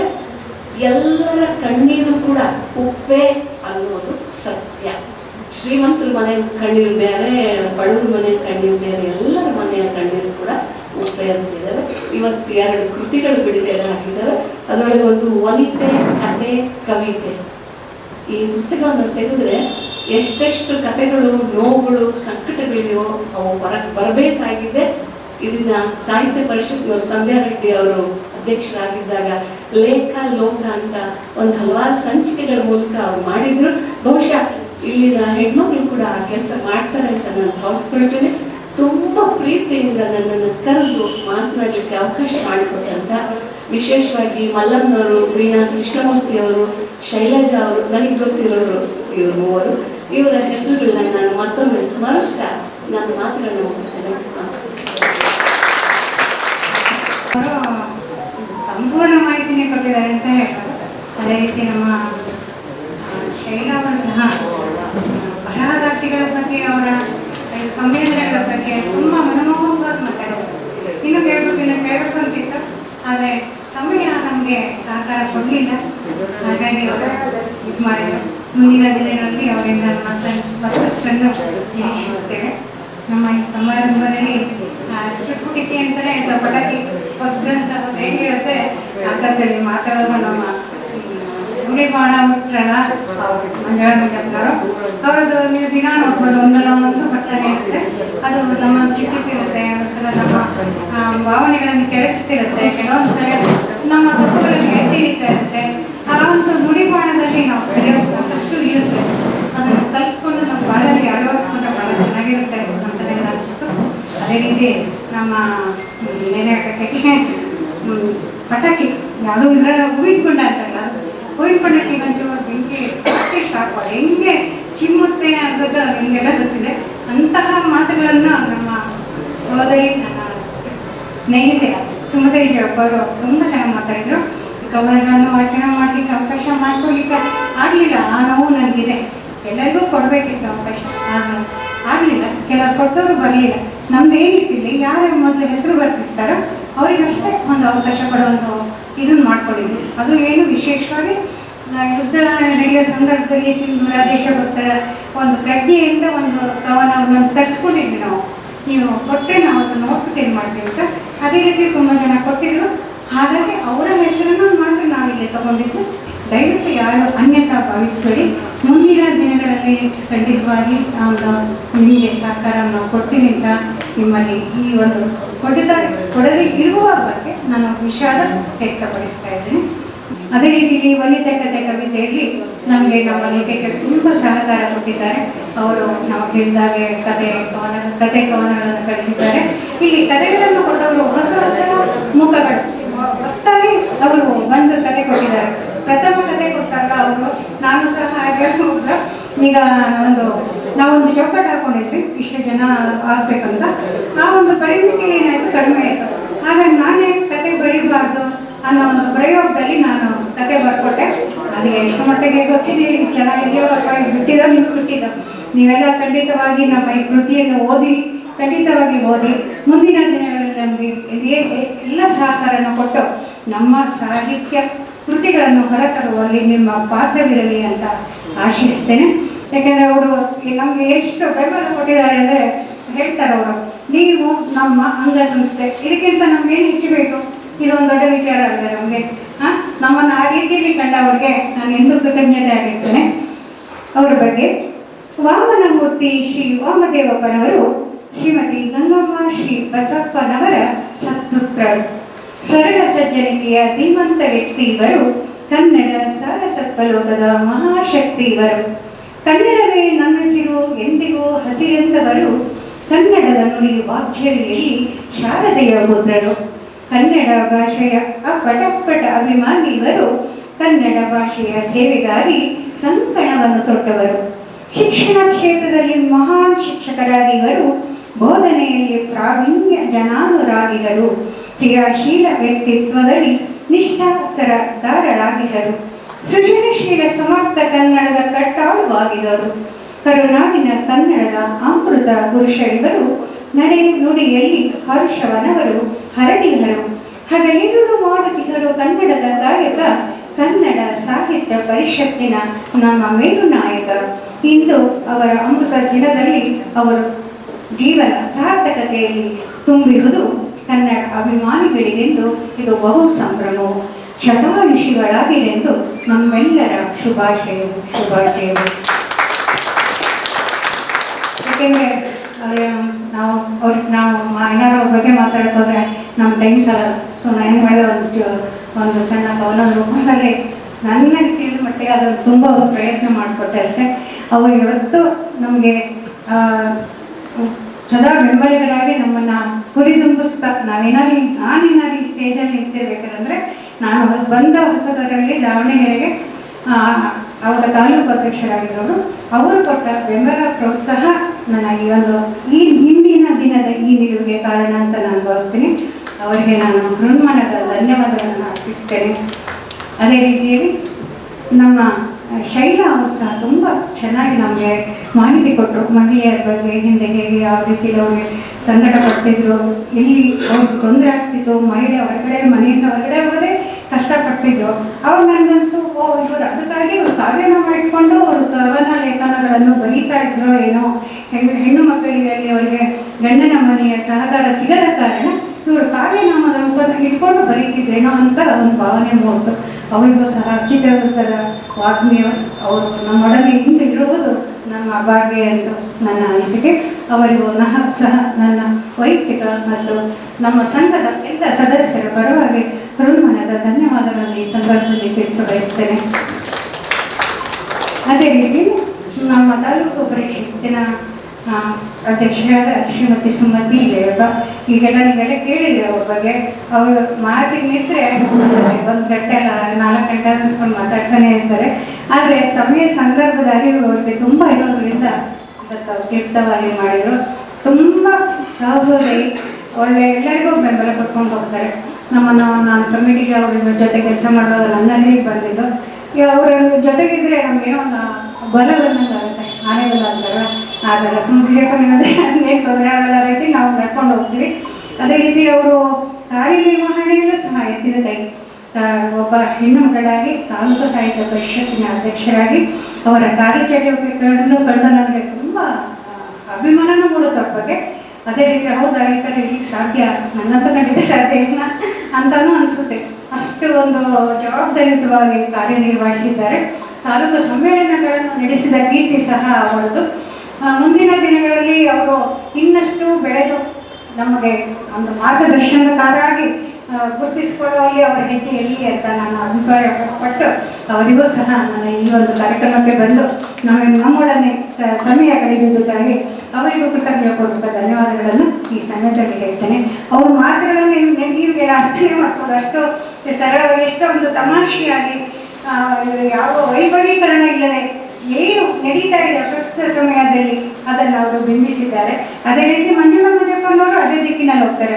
ಅವರ ಚೂಬಾಣ ಅಥವಾ ನುಡಿಬಾಣ ಅಥವಾ ಆಗ್ಬಾಣ ಏನಾದ್ರು ಹೆಸರು ಕೊಡ್ಬೋದು ನೀವು, ಅಥವಾ ಹೂಬಾಣ, ಹೊಂಬಾಣ, ಯಾವ ಬಣ್ಣ ಕೊಟ್ಟರು ಅದರಲ್ಲಿ ಚುಚ್ಚುತ್ತೆ, ಕೆಲವರಿಗೆ ಕಚ್ಚುತ್ತೆ, ಕೆಲವರಿಗೆ ಬೆಚ್ಚಿ ಬೀಳಿಸುತ್ತೆ ಅಂತ ನನಗೆ ನಾನು ಅವತ್ತು ಓದಿದ ಬರಹದಲ್ಲಿ ಕಂಡುಕೊಂಡಿದ್ದು. ನಿಜವಾಗ್ಲೂ ಅದಕ್ಕೆ ಸಮಾಜದಲ್ಲಿ ಈ ಥರ ಒಂದು ಬದಲಾವಣೆ ದಾರಿಯಲ್ಲಿ ಎಲ್ಲರನ್ನು ಕರ್ಕೊಂಡು ಹೋಗ್ತಿರೋದು ಒಂದು ಸಾಮಾಜಿಕ ವ್ಯವಸ್ಥೆಯಲ್ಲಿ ಒಂದು ದೊಡ್ಡ ಕೆಲಸ ಅಂತ ನಾನು ಹೇಳ್ತೀನಿ. ಅವರಿಗೆ ನಾನು ತುಂಬಾ ಒತ್ತಾಯ ಮಾಡಿದೆ, ಇಲ್ಲ ನೀವು ಬರೀಬೇಕು, ನೀವು ತುಂಬ ಚೆನ್ನಾಗಿರುತ್ತೆ ನಿಮ್ಮ ಬರಹಗಳು, ಯಾರಿಗೆ ಚುಚ್ಚಿ, ಯಾರಿಗೆ ಬಚ್ಚಿ, ಯಾರಿಗೆ ಹೊಂಬಾಡೋರಿಗೆ ಏನೇ ಆಗಲಿ ನೀವು ಬರೀತಾನೆ ಅದು ಕೃತಿ ಬರಲೇಬೇಕು ಅಂತ ಅವ್ರು ಬೆಂಬಡದೆ ನಾನು ಅವ್ರು ಕೇಳ್ಕೊಂಡಾಗ ಅವ್ರು ಕೃತಿ ಕೊಟ್ಟರು. ಆ್ಯಕ್ಚುಲಿ ಕೊನೆಯ ಮೂಮೆಂಟಲ್ಲಿ ಅವರು ಮನಸ್ಸು ಮಾಡಿಕೊಟ್ರು. ಆದರೂ ಅದು ತುಂಬ ಚೆನ್ನಾಗಿ ಬಂದಿದೆ ಅಂದ್ಕೊಳ್ತೀನಿ. ನೀವೆಲ್ಲರೂ ಆ ಕೃತಿನ ಖಂಡಿತವಾಗಿ ಓದಬೇಕು. ಮತ್ತು ಏನು ಹೇಳಿದ್ರೆ, ನಾನು ಆಂಧ್ರಪುರ ಅಂತಿದ್ದಾರೆ, ನಿಮ್ಮ ಮನೆಯವರು ನೀವು ನೆನೆಸ್ಕೊಳ್ಳೋದೇ ಇರೋಲ್ಲ ಅಂತ. ಹಾಗಾಗಿ ನಾನು 4 ಮಾತು ಇವ್ರ ಬಗ್ಗೆ ಹೇಳಬೇಕು. ಅವರು ಸಹಕಾರ ಬೆಂಬಲ ಇದ್ದಿದ್ರೆ ಖಂಡಿತವಾಗ ನಾನು ಇಲ್ಲಿ ಇರ್ತಿರ್ಲಿಲ್ಲ. ನಾನು ಮನೆಯಲ್ಲಿ ಬರಿತಾ ಕೂತ್ರೆ ನಾನು ಊಟದೋ ತಿಂಡಿದೋ ಏನು ವ್ಯವಸ್ಥೆ ಒಂದ್ಸಲ ಮರ್ತೇ ಹೋಗುತ್ತೆ, ಆ ಥರ ಇರುತ್ತೆ. ಅಂಥ ಸಮಯದಲ್ಲಿ ಅವ್ರು ಹೋಗಿ ಹೋಟ್ಲಿಗೆ ಹೋಗಿ ಏನೋ ತಿಂಡಿಗಳನ್ನು ಮತ್ತೊಂದನ್ನು ತಂದುಕೊಟ್ಟು, ಮತ್ತು ಇವನ್ ಒಂದು ಜೆರಾಕ್ಸ್ ಕಾಪಿ ಮಾಡಿಸ್ಕೊಳ್ಳೋದಾಗಲಿ, ಮತ್ತೊಂದಾಗಲಿ ಪೆನ್ನು ಪೇಪರು ಏನು ಬೇಕಾದನ್ನ ಸಕಾಲದಲ್ಲಿ ಒದಗಿಸಿ ಬೆನ್ನೆಲುಬಾಗಿ ನಿಂತಿದ್ದಾರೆ. ಅಂಥ ವ್ಯಕ್ತಿ ಪಡೀಲಿಕ್ಕೆ ನಾನು ನಿಜವಾಗ್ಲೂ ಪುಣ್ಯ ಮಾಡಿದ್ದೆ. ಅವರು ಎಷ್ಟು ಸಹೃದಯಿ ಅಂದರೆ ಅವ್ರಿಗೆ ಯಾರಿಗೆ ಹೆಚ್ಚು ನೋವಾದರೂ ಅವ್ರ ಮನಸ್ಸು ತುಂಬಾ ಮುಗಿಯುತ್ತೆ. ಅಂಥ ವ್ಯಕ್ತಿ ಅವರು ಅನ್ಸುತ್ತೆ ನನಗೆ ಕೆಲವು ಸಲ ಅದು ಸಿಟ್ಟು ಬರುತ್ತೆ ಅವ್ರ ಮೇಲೆ. ಇಷ್ಟೊಂದು ಮೃದು ಮನಸ್ಸಿದ್ರೆ ಮನುಷ್ಯನಿಗೆ ತುಂಬ ತೊಂದರೆ ಆಗುತ್ತೆ, ಅವ್ರ ನೋವನ್ನು ಬೇಯಿಸ್ಬೇಕಾಗ್ತದೆ ಅಂತ ನನಗೆ ನನ್ನ ಮನಸ್ಸಿನ ಒಂದು ಭಾವನೆ ನಾನು ಅಷ್ಟೇ ವ್ಯಕ್ತಪಡಿಸ್ಕೊಂಡೆ. ಅಷ್ಟು ಸಹೃದಯಿಯವರು. ನನ್ನ ಪ್ರತಿಯೊಂದು ಕೆಲಸಕ್ಕೂ ಅವರ ಬೆಂಬಲ ಇದೆ. ಈವಾಗ ಸಹ ಏನಾದರೂ ನಮ್ಮ ಹಿಂದನೇ ಇರ್ತಾರೆ. ಎಲ್ಲ ನಮ್ಮ ಲೇಖಕಿ ಸಂಘದವರಿಗೆ ಎಲ್ಲರಿಗೂ ಅದು ಅರಿವು ಚೆನ್ನಾಗಿದೆ, ಸದಾ ಬೆಂಬಲ ಕೊಡ್ತಾ ಇರ್ತಾರೆ. ಹಾಗೆ ಅವರು ನನಗೆ ಈ ಒಂದು ಕೃತಿಗಳನ್ನು ಸಹಕರಿಸಿದ ಎಲ್ಲರಿಗೂ ಈ ಸಮಯದಲ್ಲಿ ಕೃತಜ್ಞತೆಯನ್ನು ನಾನು ಅರ್ಪಿಸುತ್ತೇನೆ. ಅದೇ ರೀತಿಯಲ್ಲಿ ನಮ್ಮ ಅವ್ರ ಬಗ್ಗೆ ಹೇಳಲಿಕ್ಕೆ ಬೇಡ, ಸುನೀತಾ ಪ್ರಕಾಶ್ ಸದಾ ನಮ್ಮ ಬೆಂಬಲಕ್ಕಿರ್ತಾರೆ. ಅವ್ರು ಟೈಮ್ ಹಾಸ್ಪಿಟಲಲ್ಲಿ ವರ್ಕ್ ಮಾಡ್ತಿದ್ರು, ನನ್ನ ಜೊತೆ ಬೆಂಬಲವಾಗಿರ್ತಿರ್ತಾರೆ ಸದಾ ಕಾಲದಲ್ಲೂ. ಹೇಳಿ ಮೇಡಮ್ ಇದು ನಾನೇ ಎಷ್ಟೊತ್ತಲ್ಲ, ಬೇಡ ಬಿಡಿ ಮೇಡಮ್, ಬೇಡ ನಾನೇ ಮಾಡ್ಕೋತೀನಿ, ನಾನೇ ಏನಾದ್ರು ಮಾಡ್ಕೋತೀನಿ, ನಾನು ಯಾರಿಗೂ ತೊಂದರೆ ಕೊಡೋಕ್ಕೆ ಇಷ್ಟಪಡಲ್ಲ. ನನ್ನ ಮೊದಲಿನಿಂದ ನಾನು ಬೆಳ್ಕೊಂಡು ಪದ್ಧತಿ, ನಾನು ಯಾರಿಗೂ ತೊಂದರೆ ಕೊಡೋಕ್ಕೆ ಇಷ್ಟಪಡಲ್ಲ. ನನ್ನಿಂದ ಆದಷ್ಟು ನಾನು ಮಾಡ್ತೇನೆ, ನೀವು ಮುಂದಿನ ಆಗಲಿಲ್ಲ ಅಂತ ಮಾತ್ರ ಹೇಳ್ತೇನೆ. ಆ ಒಂದು ಪಾಲನೆಯಲ್ಲಿ ನಾನು ಹೋದವಳು. ಆ ಒಂದು ಬೆಂಬಲವನ್ನು ನನಗೆ ಸುನೀತಾ ಪ್ರಕಾಶ್ ಅವರಿಗೆ ಮತ್ತಿದ್ದರೆ ನನಗೆ ಗೊತ್ತಾಗಿ ಹೇಳ್ತಾರೆ. ಹಾಗಾಗಿ ಈ ಸಮಯದಲ್ಲಿ ನಾನು ನನ್ನೆಲ್ಲ ಸದಸ್ಯರಿಗೂ ಹೃನ್ಮನದ ಧನ್ಯವಾದಗಳನ್ನು ಹೇಳಲಿಕ್ಕೆ ಇಷ್ಟಪಡ್ತೇನೆ. ಇದೇ ರೀತಿ ಈ ಸಂದರ್ಭ ನಾನು ಓದು ಬಂದಿದ್ದು ಮತ್ತೆ ಮತ್ತೆ ಬರಲಿ ಅಂತ ಸಹ ಆಶಿಸ್ತೇನೆ. ಇಷ್ಟು ಸಾಕು ಅನಿಸುತ್ತೆ. ಎಲ್ಲರಿಗೂ ಧನ್ಯವಾದಗಳು.